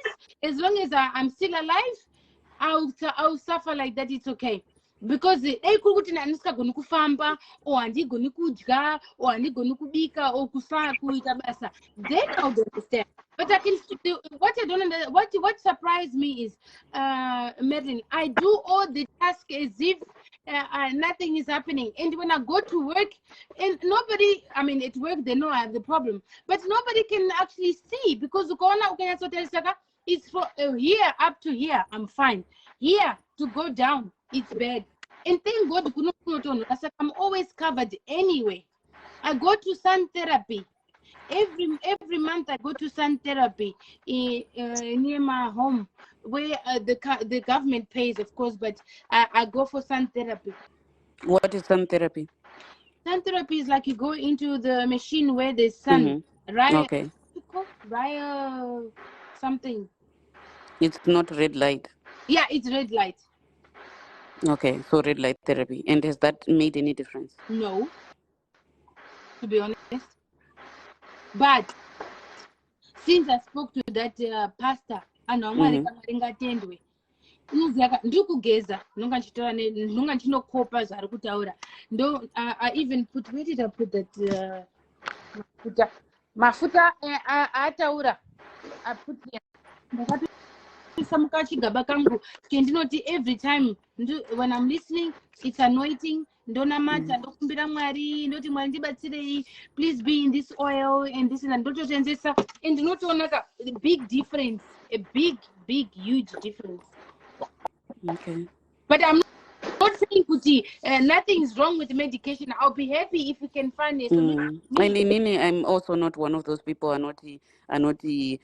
should only be medication. It should only be the doctors. No, Even life is. Chindakadira pastor wakati Katia, continue with the oil, but also continue with the medication. That's what he said to me. I agree.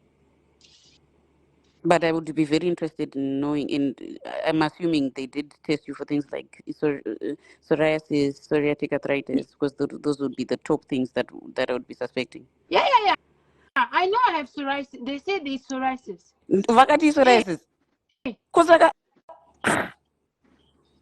What the hell? Kusaka, why aren't you getting the right medication? Huh? Why aren't you getting the right medication? That's what I'm getting, the right medication. No, here. that's not the right medication. Oh my goodness. You should sue the Norwegian government then. They ruled out psoriasis because it looks very much like psoriasis. Then you should sue the Norwegian government.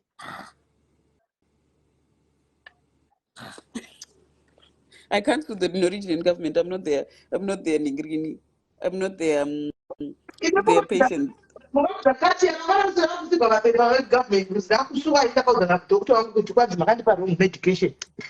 I mean, for medications for the level of severity, yes, it's a starter and it's actually something that you always have to have. But you have to have systemic treatments. You have very severe psoriasis. There's no way that no one didn't test for psoriasis. No, but I said they tried. They test for psoriasis, and they said I had it. I said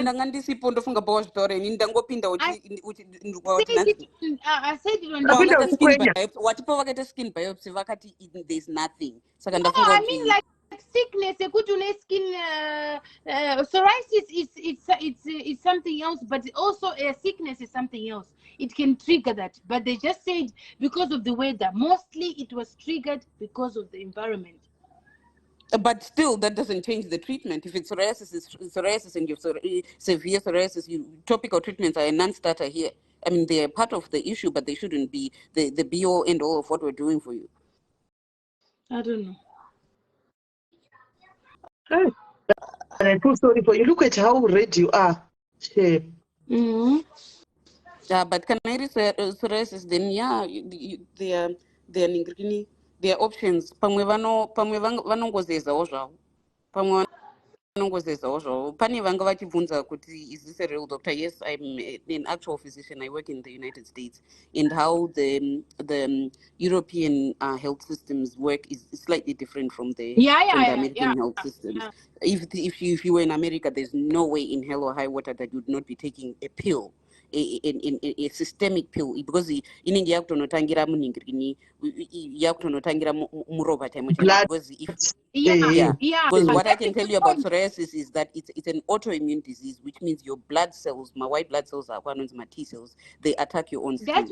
Okay. And it actually makes perfect sense. Kuti it started when you were pregnant, because when you're pregnant, your immune system changes because you've got a whole other human being who's living in you, and your body has to balance between trying not to attack that person as a foreign organism and as well keeping you protected from other foreign organisms. Saka zvinochinja immunity yako, so it makes sense kuti ndopa zvakatangira. So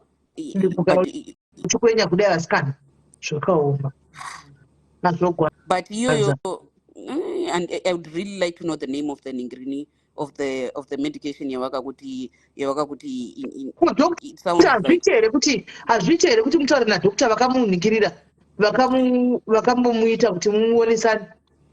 It's best I mean I would be happy to you can call me in your appointment when I go to my next appointment, I would really love to, because even my mother-in-law was saying, she was saying, Katya, how about them giving you a tablet, which at least maybe it comes from inside out. Because this is coming from the blood. So whatever is going to help you should come from the blood. That's what my mother-in-law said.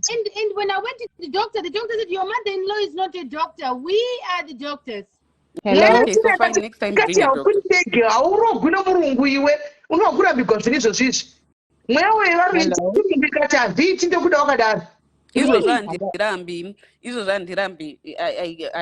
don't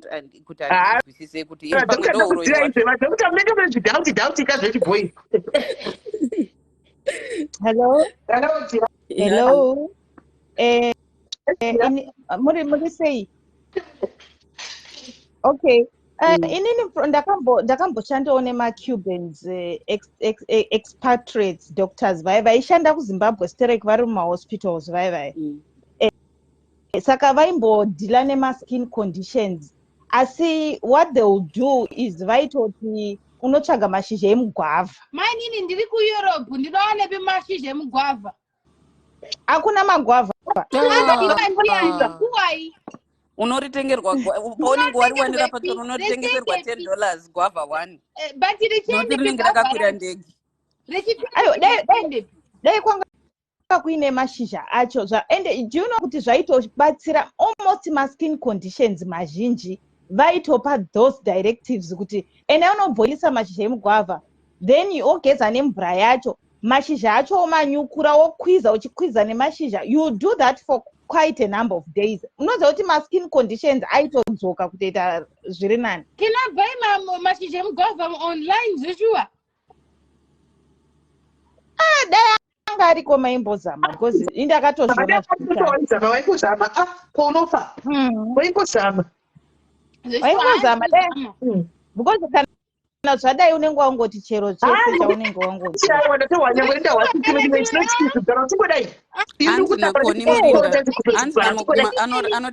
anotengeswa paAmazon mashizha emugwavha. Unenge uchidonha skin mufungo apa iwe. Oh, that is my other. I think mentioned. Make sure you're taking a protein supplement, like, or you're eating lots of protein, because the skin you're wasting protein as well. Yeah. I eat salmon, I eat my broccoli, not protein. Spaghetti rice. Pane mwenonzi spaghetti rice. Pane one person wandinoona ane skin condition yakada kudai. Akatanga kudya spaghetti rice iyoyo, it gets better. Akaregedza zvinotanga. Yeah. I really want to hear them. There is okay. I will also very carefully say this because and this is Dr. Wako. And this I don't know the thing, but sometimes people of color mukaenda into the medical system, your concerns are not taken as seriously. Because we would treat like muna and mild psoriasis, but you have severe. But there's no way in hell that a doctor who's proud of himself should be walking around at usina an oral medication, a systemic, what we call a systemic medication. Yeah. There's no way. So I'm happy to try to see what can kurkutaura now, but can you message me with the name of medication, like a tablet where I could buy, because then I can go to my GP tomorrow and say I need to buy this. Okay, yeah. I can give you it's only once in a month or 2 months. Saka kuti ndina time. Ndione kuna GP wangu noti alright. This is the solution. Look how I. But that might be the problem, because usually my medications in green severe psoriasis are handled by rheumatoid my autoimmune doctors, either rheumatoid. But if my GP calls or send an email to my doctor, okay. So that's Okay. that's the channel I want to use. Kuti nditumire ndikatana GP wangu unotumira email kuna doctor. Okay, Katia has this problem and why not help her trying this? Then penina kuna doctor and what tell him I want you to talk to my family and then you hear. Yeah. There are several different medications unokwanisa kuningirina unokwanisa kushandisa. And you should not be depending on 2 tubes of ningrini or steroids and all the time. Exactly. She's with 100 US. My 100 US. Mashizha emugwavha. Mashizha ari kuita 100 US. No, Katia imbozama pakudya pa pane anonzi rice sticks. Zvimwe zvinenge zvimaspaghetti so because I once had a patient general nikikiri general hope kuvanhu vane zvidiki zvazvo kuti anongoti nai doctor nditambura nechakatiwo vongopota chimubatsira doctor totovada zvecho. Don't forget to tablets iwo ndapota. Sis Melly, ndichakusenderai rice sticks acho iwayo mozomutumira. Akambotenga iwayo. Kani unongomirira kuti nasisi Melly. Ndoendesa WhatsApp kwawo. Ndikumbira WhatsApp ndokupa WhatsApp yangu kani sisi Melly have so much in a plate. Akaenda ku Europe izvozvi. She has so much to do. Ini ndiri pa despa ndiri kuona. Ndiri kutamba ndikutamba chimbetu pano rotombotumira kuna ku UK yozotumira ku Norway nhuka imi. Zita rako rinoti chipa Facebook. Katia. Okay, I'll take the pic to my rice sticks. So buy those ones, cook those ones, eat them. Uchaona futi zvinogona kuchinja. Pana munhu anozviita izvozvo akangodya as much as my rice sticks iwawawo anoita zviri nani. Akangoregedza zvotanga. Mashizha emugwavha futi ndine mumagwavha akawanda vanhu ari kuzimbabwe munotwadze hamuna mabhizinesi iyo mashizha emugwavha ayo kwai haita mari. Pekai mashizha muchitengesa mashizha emugwavha ayo. Pekai mashizha neekalipto futi kuno kunge chando nonga ndichiite zvekuita zvetambo yedu yekuisa mumvura mashizha eukalipto aya ndoita bhafu because flu kuti ipere. Itori business zveshuwa sisi Melly, itori business. Munhu achibva kuzimbabwe uya neimona achitondituke chindakazara mashizha emugwavha nditengesera vanhu kuno. Ndokuchogana neproblem kana Katia. PaCube pandocure yavo iyoyo takatozvinzwisisa tichitovhunzisisa madoctors iwoya taitoshanda nawo kumacentral uko kwandaishanda uko taitoshanda nawo any type of skin condition vaitoudza patient kutocancela about mashizha emugwavha. And later on ndandegawo pachikona changu rimwe gore ndakazombotozvizama nchiti ndikasanganawo nazvo zvemaskin conditions ndotongoudzawo kuti imbonozama isososo people were testifying zvichitoita mashizha emugwavha chaiwo. Dr. Musarirwa panapa papaita challenge kwanzi Dr. Mamadona vanodona sei tsati kwai toda kubatsirwawo common chatombokudai Dr. timumboya mumbobatsirawo vanhu just macommon zvinhu zvamunogona kungo zvemacommon whatever diagnosis mungobatsirawo vanhu kana muchikwanisa. Then Sis Melly chikosoro chenyu ichochocho ini ndakakosora kubva July last year. Chikosoro changu chakapera musi wa25 December. Christmas. Mozoti ndakaguma ndangoti chichazviperera chega handichinei nezvakawanda. Chii chandisina kuita? Chii chandisina kuzama? Kudonzi imbomixa tunonzi mapaper balls tuya mixa nehuchi uise mvura inodziya. Chandakazongoona chapera chega chakazongopera. Dr. Musarirwa muri kunzwa here? Kuzongopera chega zizizi. Dr. Koimi mamusku. Dr. Yeah, ndandiri pamute nansinaona ndiri pamute. Alright, Dr. Pana papata challenge pana vanhu vari kuchema vanhu vakukumbira vachitokumbira kuti mupote muchitibatsirawo. Asi masiku diagnosis vanogona kungotaurawo pamhepo hanzi muchibatsirewo. Pamatogona vanhu vachema. ngavakunyorere maningiri questions awo tozoita ningiri tozoita inonzi Yeah, but ndibatsirewo kani ndipewo zita rematablets acho kani ndiende kotenga. so there are several ndikupe there are several different types. Doctor, kana mwana kunifundisha kunongoya pandoti mopita kuenda kana vachipoya pachiita inonzi question and answer vachibvunza vakabvunza vachivabatsira. Yeah, but I'm interested zvataura kuti ndipwe matablets ndipewo So pane inonzi etanercept.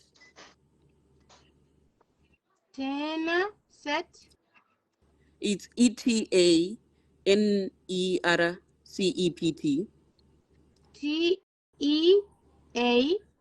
ET, E as in egg, T as in Tom, A, N as in Nancy, ERCEPT. ERCEPP. Yeah. Pane inonzi cyclosporin, CYCLOSPORIN.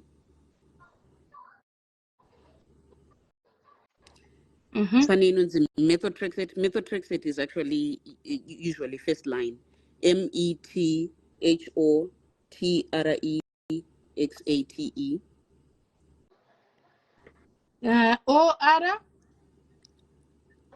Or MTHOTRXATE.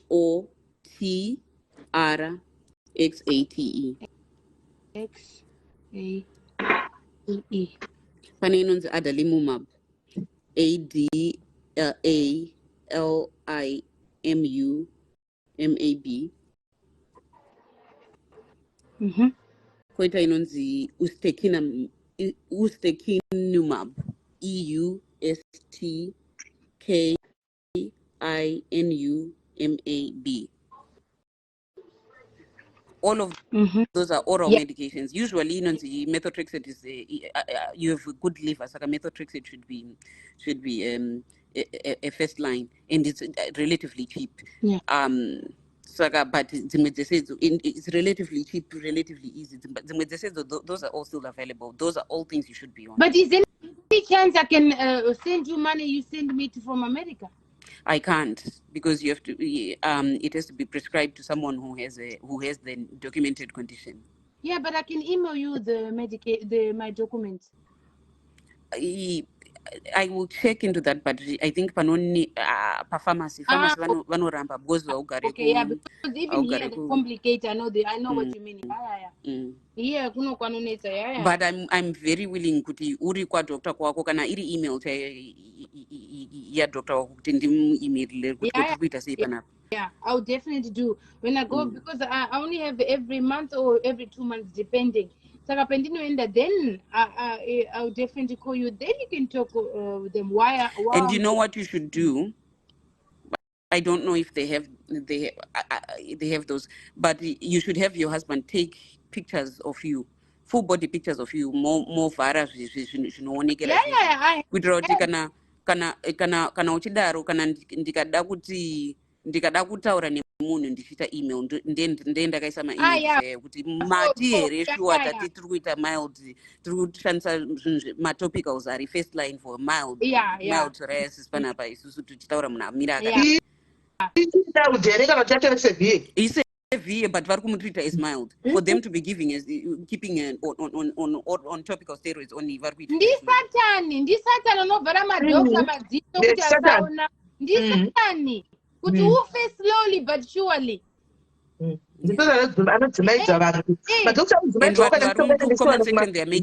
they're making a good point. Steroid creams they thin your skin, so they actually have their own side effects on.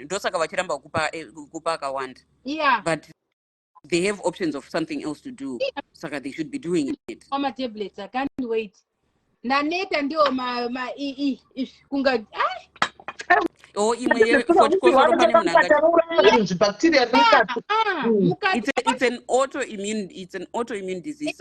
Your own blood is attacking your own skin, but it's because wakaita confusion. What is my own skin? What is the skin of this other human being that's in my body? Yeah. What's going on? Accidentally attack yourself. It makes so much sense, Joshua. Imi. And it's the same issue nema vaccines ne COVID. Indakaramba. Inini chakanakira kunowe kunoku you have an option. You can still say yes or no. Indakaramba kutaza kuti kune murume wangu handidi. Inini ndiri mwana waJesu chaiye handitombodi. Murume wangu akati uchafa ndikati ona murume wangu akaita mai vaccine akaita COVID pano. Ini hama dzangu dzose kuti inini kana touched wood. Mwari uneni hapo. Murume wangu akaita COVID. But that was when it started because my husband he travels, he's a diplomat, so he travels a lot. But you're sure you didn't get it? No, nobody in this house had it. He only had it and he was not even here. The company paid him to stay in a hotel for 2 weeks. Yeah. And SIS MELLY vitamin C for my recurrent viral infections. But generally, if you take a vitamin C and vitamin D, but generally take a multivitamin.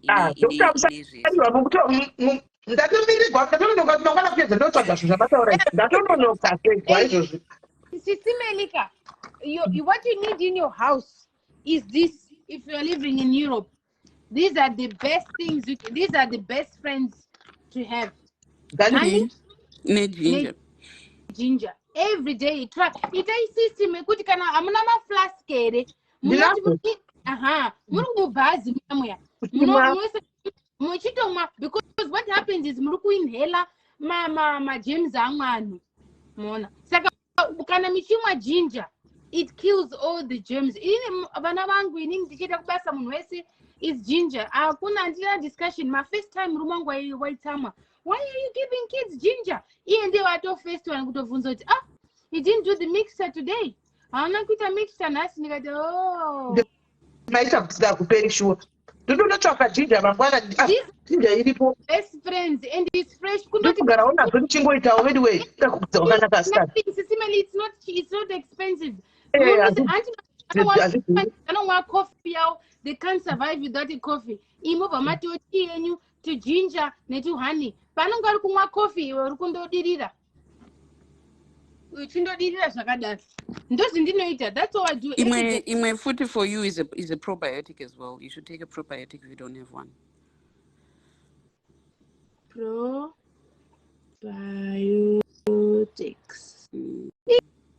Maita basa amarika mwari una mwari zvanoita unobva avhura madhoo kwese but ndakuvhurira madhoo ona kutabva vangouya vakatofamba newe inini ndanyatsoiona pandatanga kuona ndanyatsoiona kuti that psoriasis it wangochikwenya because wangochikwenya ndozvaita kuti ndivhunduke because psoriasis haifaniri kukwenya saka ndasvika pati ukati vakanditesta zvese vakati hapana ndikati saka vakatoshaya psoriasis pamwe amwe amene ndakwenyiwe anyway nemakaita zvinoita kana dzatangodi unondira shawa aiwa it's their fault ivo angadai vanga vari kumupa mapiritsi ekuataka from inside nyangwe akaramba atavaviwa anenge asavaviwa as much and she doesn't need to use as much of the cream so they can still give it the two ningrini 2 tubes of steroid creams yavari kumupa but inenge yakukwana they are azvigoni ginger yedu handikadzidza pano guys mazviona kachigubhu chakona anochifamba nacho ende maite tikudzidza wedu we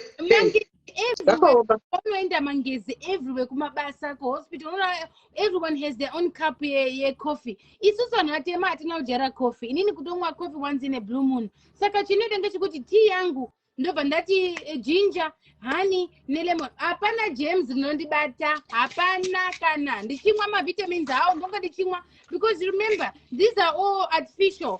Ginger is fresh. SIS MELLY it's fresh nelemon takakura wandichishupika muzamwari mwari unodhizaina upenyu hwedu tisikazvizivi takakura tiri arombo tichimwa tii ine malemon tichifungoti kushupika tichifungoti kushupikaorabiwa nosaka tiri zvigwindiri madzibhaka ende tichiti mwari wandishora ukumwari utokuponesa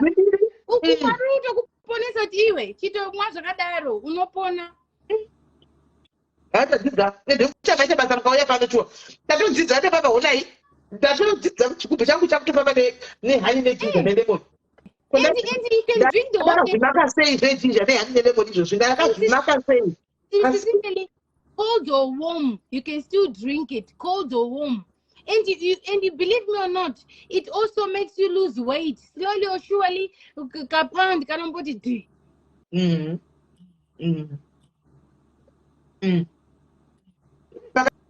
Tichakwadza mazino nemurume.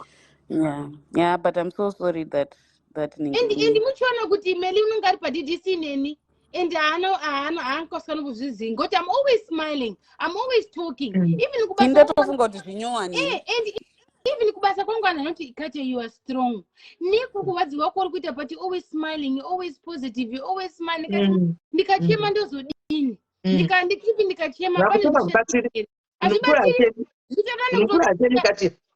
ndichadana kutondatira Satan kuti Yesu uri kundishupa ako but I'm still alive. Sisi Melly handina problem nemurume wangu, handina problem nebasa, handina problem nevana vangu, handina problem yeskin. Saka ndopanoti Mwari kapana amwe atori wese. Saka ndinoteka kutoseka Satan kuti haundiurayi ndikadai ndakafa Sisi Melly but handinafa. Saka try to see the positivity in whole thing kuti aiwa I'm still okay. And the thing kuti murume wangu handishori. Sisi Melly kandoti ndikamuka kuenda kutoilet murume wangu unokasika kubvisa bedsheet osukudza obva awaridza. Nomubvunza kuti wabvisira bedsheet ndikati aitozi. Nomubvunza kuti maiwe pambe neskin yakawanda unoti aiwa panga pasina. Panga pasina. Nozondona makuseni uri kuti vhu uri kubva kuuma. Nopiroti aiwa udoitrai kuti ndisadini But izvozvo zvekuti irambe ichifleka yakawanda is because inenge ichiita dry. Gara uchiti pese pauri every 5 to 10 minutes.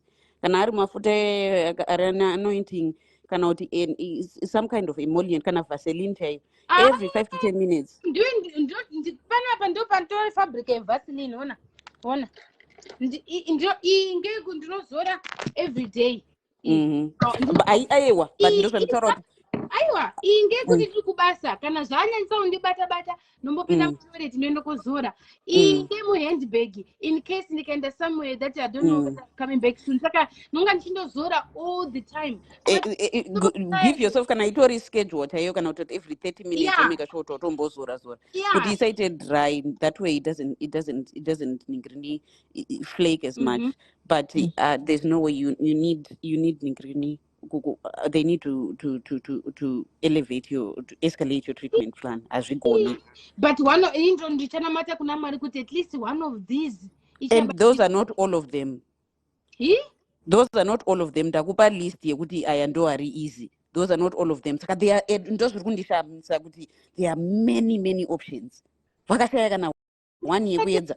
Zvakamirira inini Dr. Dhima mutori nhingikiri yake bridge rake rekuyambuka zvakamirirawo imimi chimwe chimwe chinoitika chinenge chakarongwa naMwari. Is it sure? And muchiona I'm always a DDC. Dzimangu handipinde yangu because nonga ndiri busy. Nonga ndine maproblems angu. But nonga ndichipacha from my terrace. But ndokushandishamisa kuti Mwari kana Mwari nguva yake yasvika kuti ubatsike uyambuke zvese zvinondovhurika madhoo. I'm sorry aiwa. Nai Dr. Msanto ndira kubvunza inini. Ndira kubvunza comment section vakadzi vasikana vari comment section. Imimi what's your take Doctor? As a doctor, kwete as an individual. As a doctor. Sorry before you go on, Connie is very right. Don't use anything to name smell, to name fragrance because then I know, but that was the only one I could find, this one. Uname one you blue. The blue akanitsi kupera zvekani ende kanoshupa kuona kunoku vazamiri akazara kuafrica kwakuchiti kunoku the only one I could find was this one. Don't use that one because vazamiri haina zvatotenga kuafrica kwaizere but they also unotsvaga inonzi petroleum jelly. They call it petroleum jelly. Petroleum kana kuti petrolatum Ecologistic tested skin protection. Petroleum jelly kana kuti petrolatum. Saka look for petrolatum or petroleum jellies, but you have to find one in fragrance. Anyways, smell mangamtijisha. Tibasirewo Dr. kune vana vanotadza kudya mabhlambi medically zviri kweri kudya mabhlambi as in musikana achidya yemukomana zvavanoti kwai blowjob zhavati kwai tibhek vachida simasvadai varume medically zviri approved here kuti zviri approved kudya bhlambi kuti zvinorambidzwa kudya bhlambi zvavanoita zvokudya zvachiti kwai vanomedza vitamin S yevarume zviri approved here. No. Doctor, tell them bhlambi ndaita confusion mutaura kuti vanodya urume like vanodya iyo blood iyo yokuti yaburitsa hurume vomedza hurumewo kwai zviri recommended. No.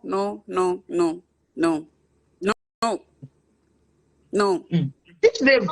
Alright, kana murume ichida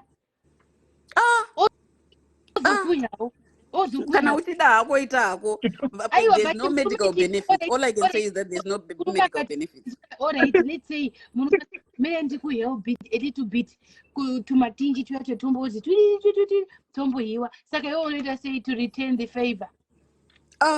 Girega hako shamwari kana iriro ndiri racho ngazvigare. Saka iwe unoita sei kuti retain the favor. Ndinoziva kana wakuda kuita zvinhu zvako ndotora chichira cheyelo chiya chakaudzwa kuti tofanira kugara tinacho tiri paside pembedha ndokupukuta kachira keyelo ndokupukuta ende ndinokadziisa nemvura inonyatsodziya ndokupukuta chichidziya. But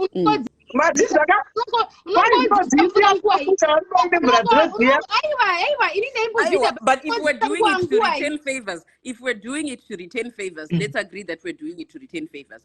But we're not going to say that there are medical benefits. We're not going to say that. The reason I say to I'll also say. No, but what I meant was to retain a favor. It's not because it's an obligation, but you don't go to the kumana. Urukundo ndiha all the time. Asina hapana zvandiru kumenzesa shamwari. Gereni hao. Handizokafana kuti ndo invite SIS MELLY kumba kwangu. Aiurai kana uchidaura kana kuuraya aiurai asina.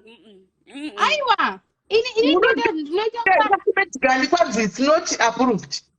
Medically not approved. I wonder really medically not approved, but people still do it. So I would not say to a person. Mastermind chaiyo ndinotoya. Unofunga kuti murume yari. Andimedzi but ndinoisa kusukuda my skin feels good. Ndikaisa kusozobva yasa kuoma itonga mask.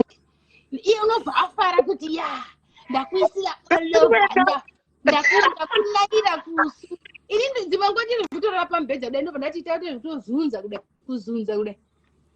And I like it ndobva ndaita dai 48 by the time pendinoenda kugeza it's nice and dry.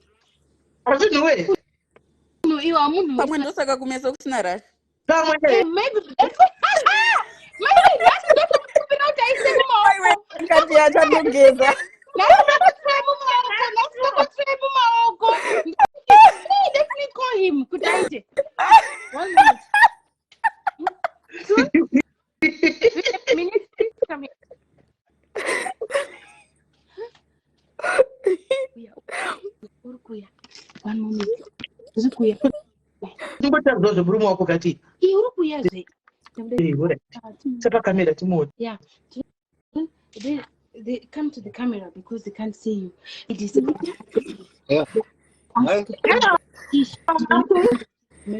They said, how about blowjob? What a blowjob? Then you put on my face like this. And then listen. That's why listen. Put on my face. Maybe now put on my face.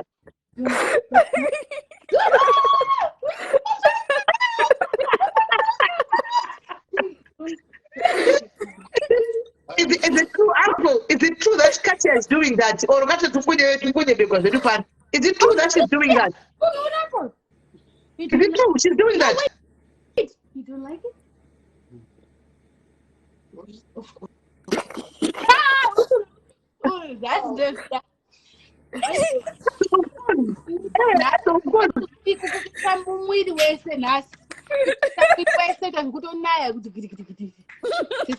Answer.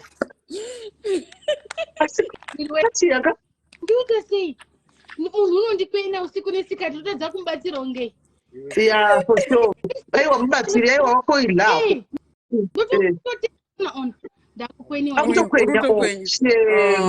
Bless you. Bless you, Uncle. Bless you. Very nice man. I'm so lucky. Yeah, you are married to a very nice man. Katia, you must take care of your husband, yeah?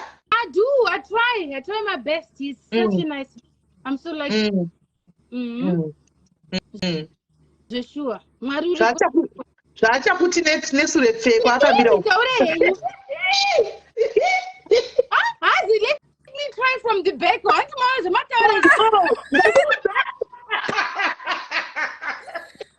ananzani kwanzi naruwa ndizvo hanzi studies show that these blowjobs are causing throat cancer. That is a good point, but it's not everyone. So throat cancer from blowjobs is because a lot of people have a viral infection in herpes. Herpes simplex virus, HSV. So usually HSV 1 is genital, HSV 2 is oral. That's actually a herpes simplex virus infection. Inoita kuti kana immune system yako yaita out of balance unobva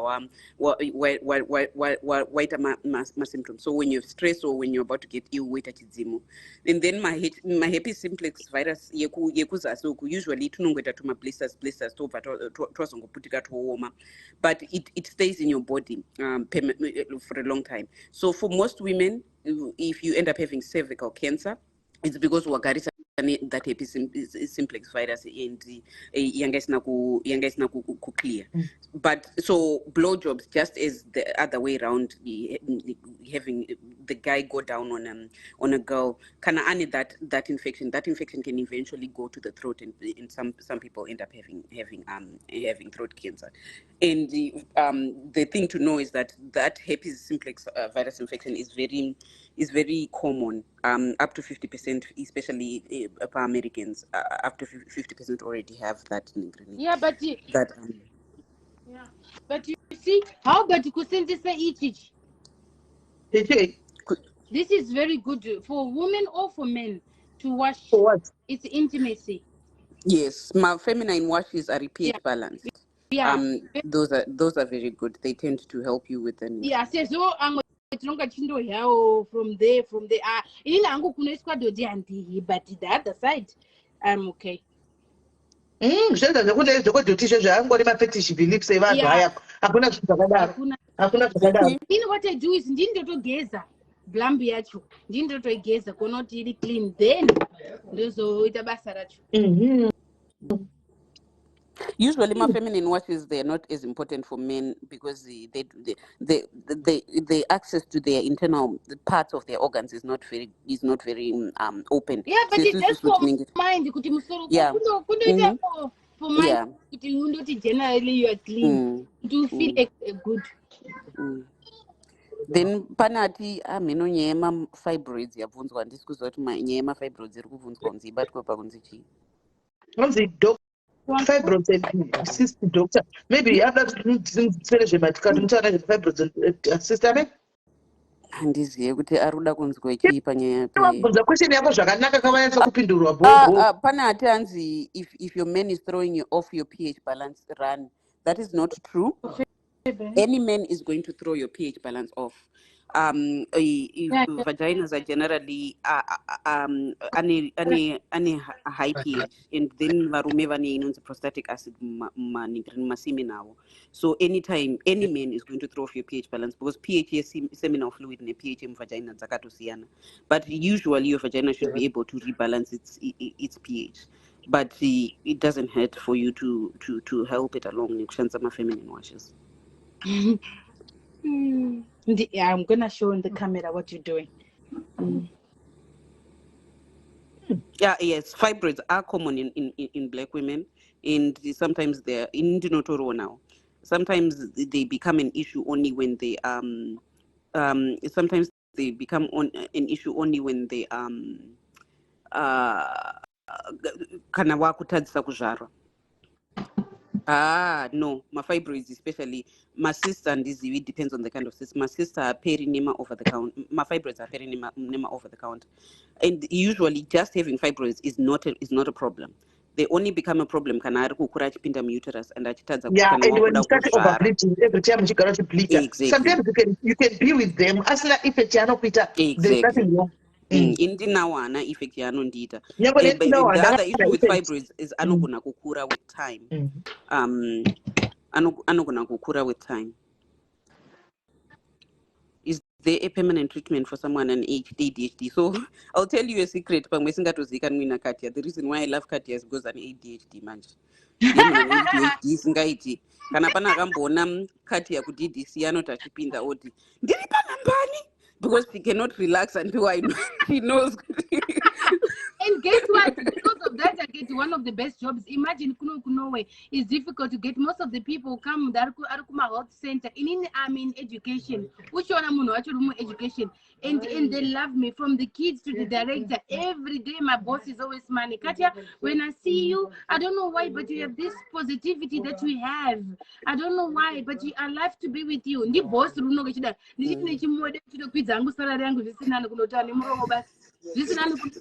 salary or continue. And assistant teacher. Sorry, Caroline, we would like Katia to teach us today, because when she gives us accurate examples. Because you know, example ground, but the teacher mu history mu ground. Saka the kids love it. Saka ana no bisa kuti Katia anotaurisa, but dimenguwa kutaurisa, it pays off. But ADHD depends on the age of the person. There are medications that can help control it. But upon permanent treatment, it's usually more so management.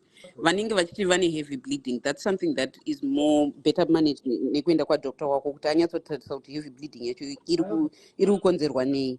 And then they target the reason, the reason for the heavy bleeding, because there are several different things. Sometimes when you go endometriosis, sometimes anonzima fibroids. It just depends. Sometimes it's just your body, the way it works, and there are several different ways to deal with it. Yeast infection, I've seen ku Zimbabwe over the counter vanotengesa ma antifungals, ma gels avanoningrina anokwanisa kutengeswa, but usually yeast infection they should be over the counter. Ukaenda ku pharmacy ukanobvunza ukati ndine yeast infection vanofanira kukupa. Then M14 ndinoita heavy bleeding period, inotora nguva kupera.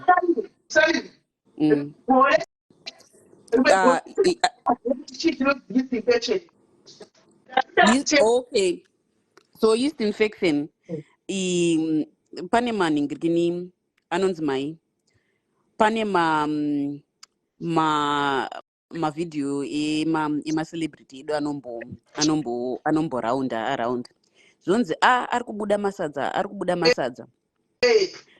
Usually when you have that thick inonzi cottage cheese kana kuti yakaita kunga almost mukaka wakakora, you have that discharge ichibuda out of your vagina, and especially ichivava, that tends to be a yeast infection. It can happen just naturally in women, but sometimes it's more likely to happen kuvanhu vanorwara neshuga, because yeast yacho sugar inenge yakawandisa in your body, saka the excess sugar inenge ichifeeda the yeast infection. So if you are having too many yeast infections recurrently, then unofanira kuchekwa kuti is there an underlying reason. Koni, I would have given that suggestion yawapa yema family planning pills ne iron pills for heavy bleeding. The reason why that's dangerous is there could be a cancerous reason for the heavy bleeding. Saka ukawedzera family planning pills pamunhu ane ari kutanga cancer or ane mamviro dzecancer zvinotoita worse. That's the reason why I didn't give that suggestion. So you have to be careful. But once wachekwa out zvese zvakliyiwa, kuita family planning pills is a good, can control your bleeding and control the length of it. Remedy constipation is ingaitise cramps. If you can find probiotics morning muri, and then if you eat fiber, Zimbabwe sources of fiber used to be chibage chisina kusvuurwa cheche. Roughage, inonzi roughage, whatever can give you roughage. My fruits anokwanisa kupa roughage, kana kuti, and then also making sure kuti urunwa mvura yakakwana. But roughage nema probiotics are the way to do that. Okay. Saka mati isi infection inongoita munhu ya iniri wegore ndisingazivi kuti chii. Kare makore apfuura ndatanga kuvaviwa chinhu ichi. Ndikatiko chii. Zvakanditenga kuti ndapinda muteksi ka. Ha! Apa una kuti ungege kwenyeka ndakataka ndichenda ndapedza roko nesure ndichadai ndamutambione kuya ndikapinza neme ndichakwira kudai ndichadai makombo ndikatiko chiko asi ndakapiwa siki pfungwa dzangu dzikapiwa ndakapiwa STI chete. It's possible futhi kuvaviwa is sometimes there's a special doctors kudai ndikadai ndatora mvura inovava unoita unotsva unoita unonzwa kuseuri yemufiriji ndobva ndatitonhorei mbichani pasina nguva zvatanga futi zvamuti zvakakora izvezvo zvatanga ndadini ndakati makusenda ndakazonogeza mvura inopisa ndikahosvuka manje mvura inopisa ndikahosvuka chizama kuti ndikule down mangwana makusenda ndamukira kwadokta ndikazoti aiwa inoita muvakadzi inonzi yeast infection ndobva ndazopiwa krimu zvikanzi dai munozora krimu iyi ndobva ndakuzora krimu yakatu ndobva zvatopera dzisapia ndakuzomboshuwa kubva gore iroro.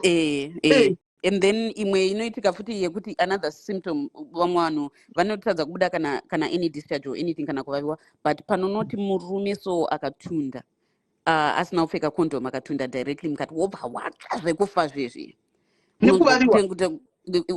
unonzwa kutsva kuti iye inenge ichipisa unonzwa sewapiswa neurume hwake. That can be a symptom of yeast because anonzi mapH enhingrini isimeni yemurume yeast infection inokanganisa pH yako as well. Saka zviri tu zvinenge zvabatana kukanganisa pH saka zvinenge zvawanza acid manje mukati momo saka unenge wakunzwa kutsva. So that can be a symptom of a yeast infection. But yeast infection, to be clear, a yeast infection is not a sexually transmitted disease. Yeah, it is not a sexually transmitted disease. Aiwa no. Yeast saka musazonorova varume venyu muchitanzi. Marwe ari sinus doctor ini pasinus guides mwari vakanditira nyasha. Maindibvunza painditi mirai flu ipere kana sinus. Muri kuti mazoni ndakavhurika handina kana ndofunga zvodhipenda newedza nenzvimbo pandakambouya kuno papaya ndakadzokera ndisina kana kumbobatwa nesinus kuafrica natural nesevhiye sinus iko ndikadzoka handina kana sinus handina kana ndaita unga pig kuna kukana but you see kuti so what changes is it's not kuti something is wrong with your sinus, is that it's an allergy. Saka there are plants and things that are in the air. The release from the plants are zviri ku-Africa zvisiko kuma diaspora kwamunenge muri. But the fact yekuti unenge une ma-allergies in general. Saka ma-allergies, but allergy profile yako inochinja kana waenda kumaningrini, waenda kuma diaspora. Indanga ndisingaiti ma-problems ema-allergies panandiri kuZimbabwe, but pandakazouya kuno ndo pandakatanga kuita ndotoziva kuti weather yachinja. Saka that's it's usually allergy. In the over-the-counter allergy medication should be able to.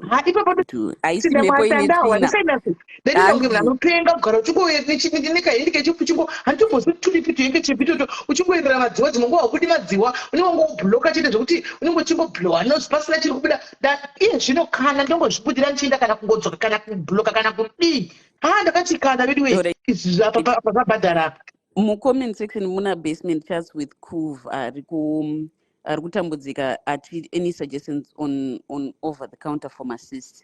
So I also need more information for kuti cyst yako iri papi, because you can have pane inonzi baffling gland cyst inenge iri kunze just panopinda panovhurika vagina paya. That's a baffling gland cyst. You can have cyst muma ovaries ako, inonzi polycystic ovarian syndrome. You can have cyst mu uterus. So first it depends on kuti cyst atiri kutaura ari papi. Magnesium supplements. One thing that I read about cysts, they turn into cancer. Not always. So ovarian ants in the basement with chance they are ovarian cysts. Okay. So that becomes a chance. Let me switch off. I'll be on the comment section. All right. Basement chats in ovarian cyst. The issue with it is it becomes a question with akawanda ere pan unogona ngoita one cyst which is just an unusual thing. But unogona kuita disease inonzi polycystic ovarian syndrome. Iyoyo usually inogona kuinterfere nekuzvara kwako. So that's a we need to figure out first kuti masist acho, and then ari kukurwadza here, are they symptomatic, ane zvaanenge achiita here, akawanda here, ane masymptoms ari kukonzera here, anenge achiita chii. But that's an in-depth thing inenge ichida kuti uende kuna doctor anonokuita ultrasound, and then yes, can iri polycystic ovarian syndrome, there are medications anokwanisa kushandiswa. So yeah, what is severe period pain on the first day, yeah, that would need to look at the actual ovaries kuti pakambonyanyomira sei zviri kuita sei. Imimi SIS MELLY, my not to kuti tikunyadzisei or anything like that, but have you ever been checked for polycystic ovarian syndrome? Inini? No. Why? You're one person. Ndoda kuti mumboenda munobvunza munoti munditsvagirewo kuti handina polycystic ovarian syndrome here. Cindy, what is that? Yemasist iyoyo. Masist ari muovari. Yemasist handina. Ari muovari amuna. Handina. That's good. Handina because ndine iyo yawo chitaura problem yemafibrosis ndinawo. So yes, I would go kuna doctor yeyu achitarisa achidini, so ndiyakatoti there's no need for an operation because ndakambenge ndakamboma bviso dhara ndobva adzoka ndango mabviso asindisina effect ndobva adzoka ndobva nguti madzokera aite zvino no need for operation, saka vanocheka sezvemacyst whatever. Yeah, because ultrasound yacho is the same one. Yes. Yeah, that's good. What Anze pana apinda nezvada kutaura? Hello doctor. Hi.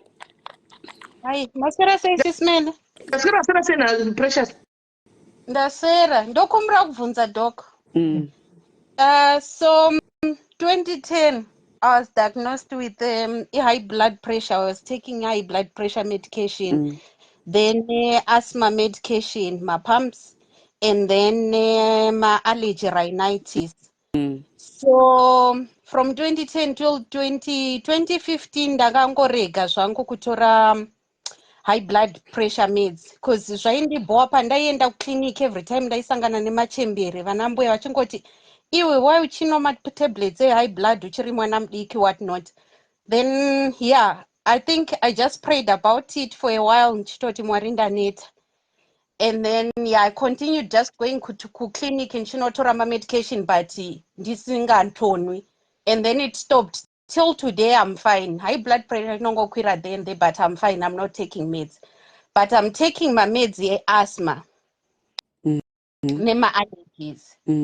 Kutaura chokwadi ndaneta nawo. So I noticed kuti last year I wasn't using my pumps as often as I used to before. Like inhaler. So yeah, the inhaler. So I was using Beclate and Astavent. Then last year they changed me to Beclate and Simbacort because Simbacort they said it's stronger than Astavent. I needed something strong. But I noticed since last year, last year, I haven't been using my pumps as often as I used to. So ndongoshandisa paya. Simbacort I started mid of 2022. So yeah, after about six months to a year of using Simbacort, you stopped needing to use your pump as much. Yeah, so yeah, to be honest, because in the Beclate I have to be using it every day. Yeah, but could it be because the Simbacort was strong enough that you ndiyo yakaita kuti usave need ye pump as much? I can't say that really. I don't know. Maybe I've never I never thought about that. Yeah, but then because so it sounds like 2020 mid 2022 you started using Simbacort. Then by mid 2023 you were not using the pump as much. Exactly. So when we treat asthma, we do what we call base coverage. and then the pump is a yekuti breakthrough. Yekuti panning paitama breakthrough symptoms. So what you're having is better control of your base coverage. So you're not having as many breakthrough symptoms.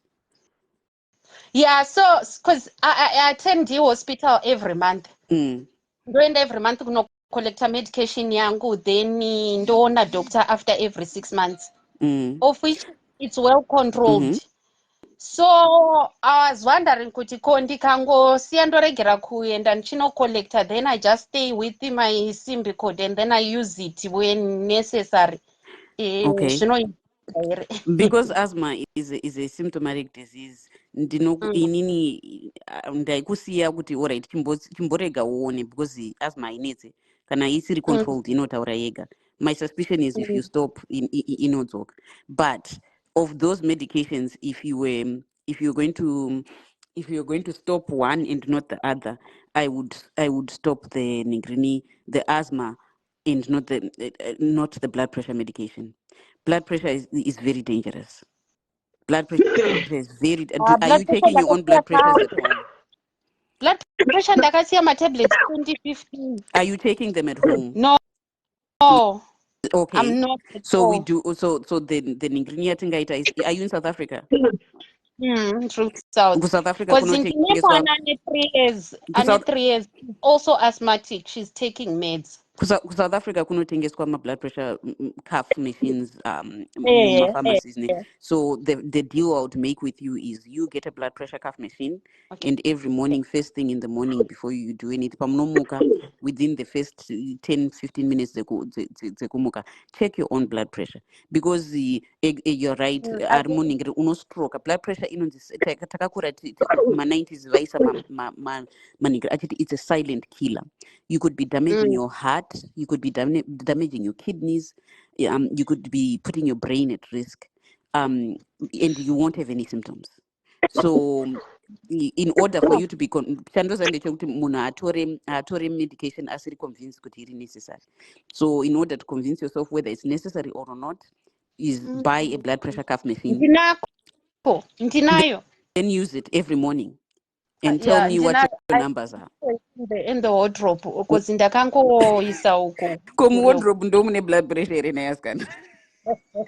No, to be honest, I have it. I even have that thing kutora sugar, because when I was pregnant, mom. Between sugar and blood pressure, chinondichisa blood pressure. Inokuuraya. They call it the silent killer because it kills you literally silently. Your heart damages. Unozongoita muso kuti you unongoita one day rekuti moyo wako unoita give up, you go into heart failure, your kidneys. A lot of people, that majority of the people that are on dialysis usually have a history of poorly controlled blood pressure. Anonzani I believe ndi Tina Turner akaita zvaurikuita izvo exactly aunzwa ne blood pressure akati aiwawo bvarega kutora kunwa mapiritsi ndo yakamuraya Tina Turner. Yeah, ndakaregera kutaura chokwadi, but I know there are times ndinongotesta papa, like if I get mad nemunhu ndikatsamwa zviya ndino hati yangu inotanga kurova very fast, and then I feel like kuti munhu usandipopotere but chingondirova, and then that's when my heart so that's when it gets what high. What is the last time? What was the blood pressure the last time you checked it? Bepa rangu ndine bhuku somewhere. I will check, then I will send SIS MELLY WhatsApp. So I know I've had some episodes where it does go high, but then I just try and control it. Likely, I don't know what you call it in Shona, but in Sindebele we say ishaqa. That's what I have, that I drink sometimes. Kana besides kuti if I get mad or what, ndine matimes ekuti ndinongonzwa kuti ndiri kusweta, especially at night. I sweat a lot at night. But I thought since ndakaregera medication na 2015 it won't affect me.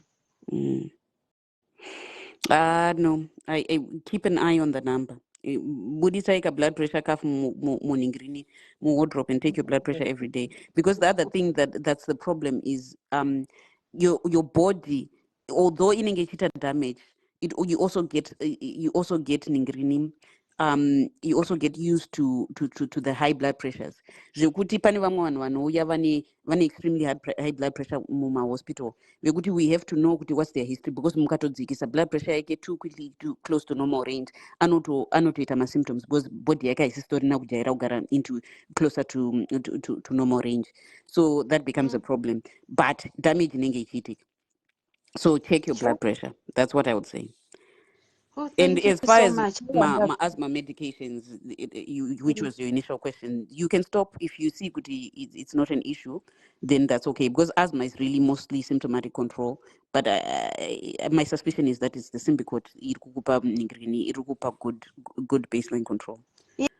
Yeah, because I think I also feel that guilty part, like I wish I'd stopped sooner, because like I'm saying, firstborn young in a 15 turning 16. But now she's controlled. She's also asthmatic, but it's controlled.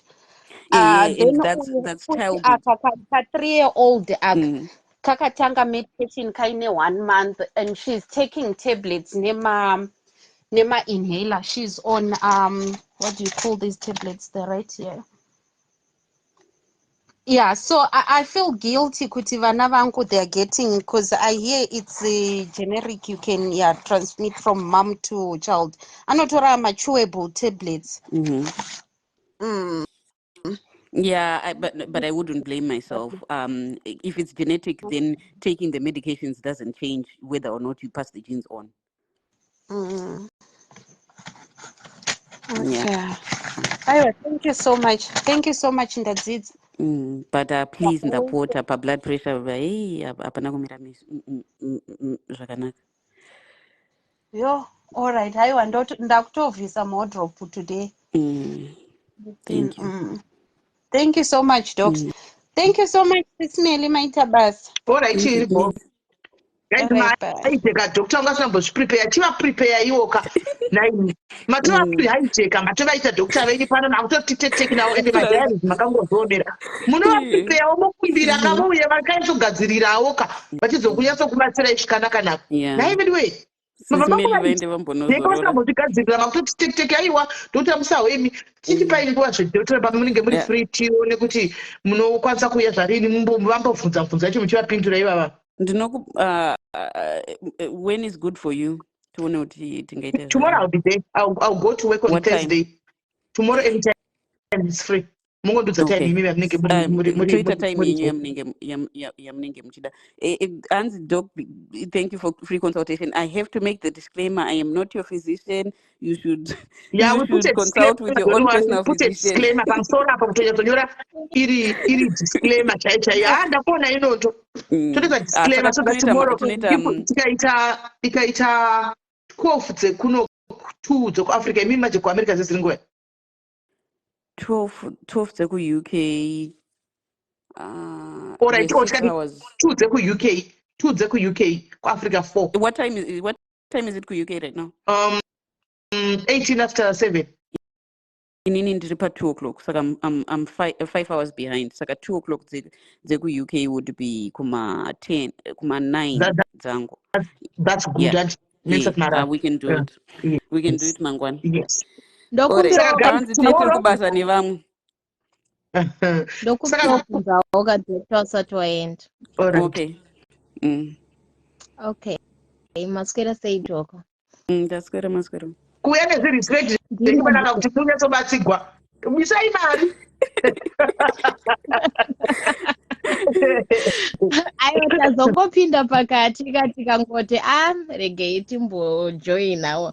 Inini ndakaita I think problem yangu yakatanga last year. So when I start going kuma periods anditika ndaimboita dumbu rangu raita kunge kuzvimba like a bloating zvekuti ndinogaina 2.5 kgs. Okay. So ndairwadziwa zvekurwadziwa zvezve. saka ndakambotanga nchingoti pamwe ingoriwo period pain yekungotiwo just period pain nje kungotiwo semunhu womukadzi saka ndakazoona kuti every time pese pandinoenda mumaperiod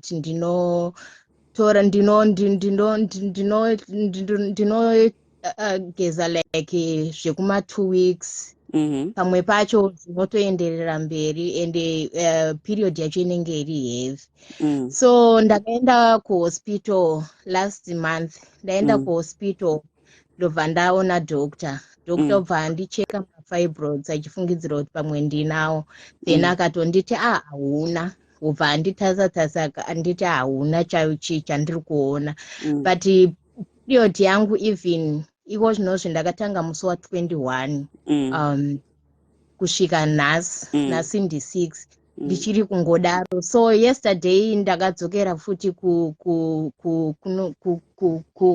kuhospital akanditi zvoni ndakukuisa pafamily planning because handisi hangu munhu anoshandisa mafamily planning and also handisati ndakambobayiwa mainjection like madepo so pavakada kunditi vandibaye injection then I had to say injection ndere because doctor last month vakandipa packet rematablet vachida kuona kuti period yangu iite sei iri kufamba sei saka packet ra9 chimwa rese rakapera nezuro then I had to start pane ravakandipa nezuro saka pa ndiri kungobleeda like maclothes ari kungobuda handichatomboziva kuti makatotanga kunwa mafamily planning pills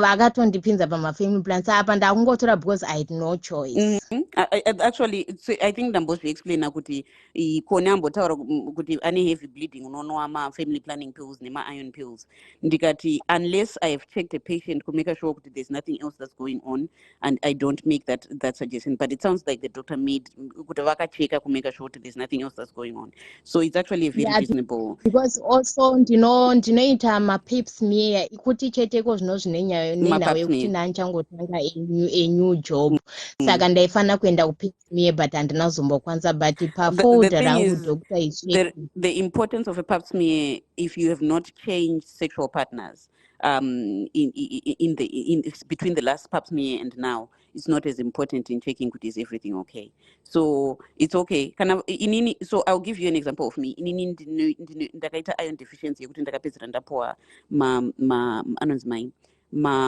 ma-IV iron infusion chaiye because kuti ndinwe mapills zvanga zvisiri kutombobatsira and the solution was that ndinonwa birth control iri continuous ndinoskipa mapills ebrown aya ndonwa iri continuous then every 3 or 4 months ndombomira ndoita period, but the reason for that is to control the period saka ma-birth control pills are a good way of controlling the length and the heaviness, but it takes it might take a little bit of a while. It's on your first month, so if you give it 3 to 6 months uchitora, your body will get used to it. And the injection they were probably trying to give you a depot, it's not a problem as well. Okay, kana vangwada kuisa depot kana kuti vangwada kuisa inonzi Jadel, that's fine as well. Yeah, see, apa vakandipa mapirisi family planning 3 months, so I'm starting. So do those and give it at least up to 6 months. And unosvika pa time yekuti your period will last only the length of time yema brown pills and it will be very light. You're very happy. So heavy inozopera here nema uyu zvinenge zvakungoramba zvichingoenda zvichijairana nemapirisi inopera heavy inenge ya light bleeding and inenge ya short bleeding. Because ndaanzwa doctor like yes, I have one question kutenda kunge like kana uchienda kana uri ku period do you sometimes feel kuti kana wakuenda ku number 2 ku toilet unenge uchirwadziwa nemabudiro ainenge ichiita? No, I'm fine for that. Okay, handina problem. Okay, yeah, but no, that solution yavakauya nayo for birth control is a good solution. They've made sure that there are no other concerns, saka it's just a matter of kuti ma hormones ako haana kunyatsomira zvakanaka, so it balances your hormones.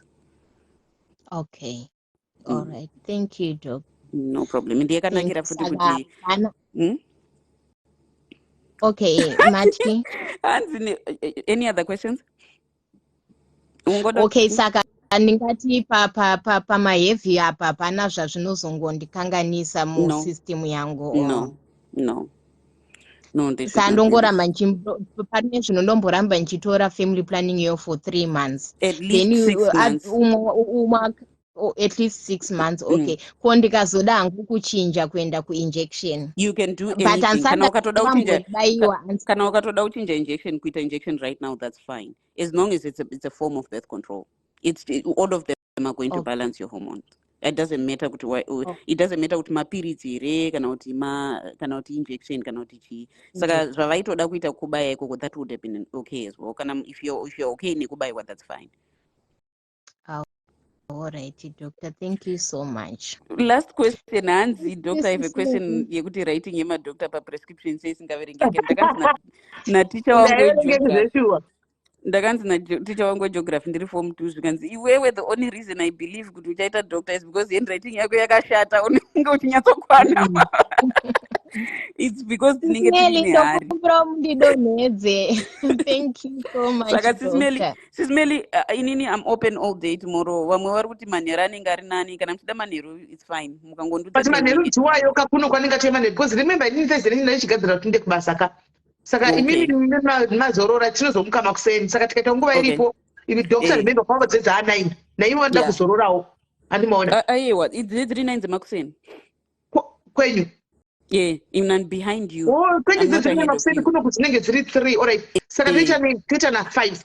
Kuno kana mutida 5 is fine. 5 kuno kwenyu. So dziri 12 o'clock maskati dzangu. 5 I think that can do. 5 kuno. Saka toita mangwana tomboita health information session. Saka mutozoseka vamwe kuti hanzi yanobuda sadza vedu anenge ane yeast infection anenge achoda kurapwa. Kana mukapata vantu vanopfeka vedu vanhu vasingatozivi. Doctor, thank you very much, doctor. Thank you. Guys, tadzidza, we have learned a lot nhasi anditika muve neusiku hwakanaka guys. Tosangana mangwana tina doctor tichiti let's ask questions with doctor. Andika, let's ask questions with the doctor. Andika, muve neusiku hwakanaka guys. Tomuvata bho tosangana mangwana andika bye bye.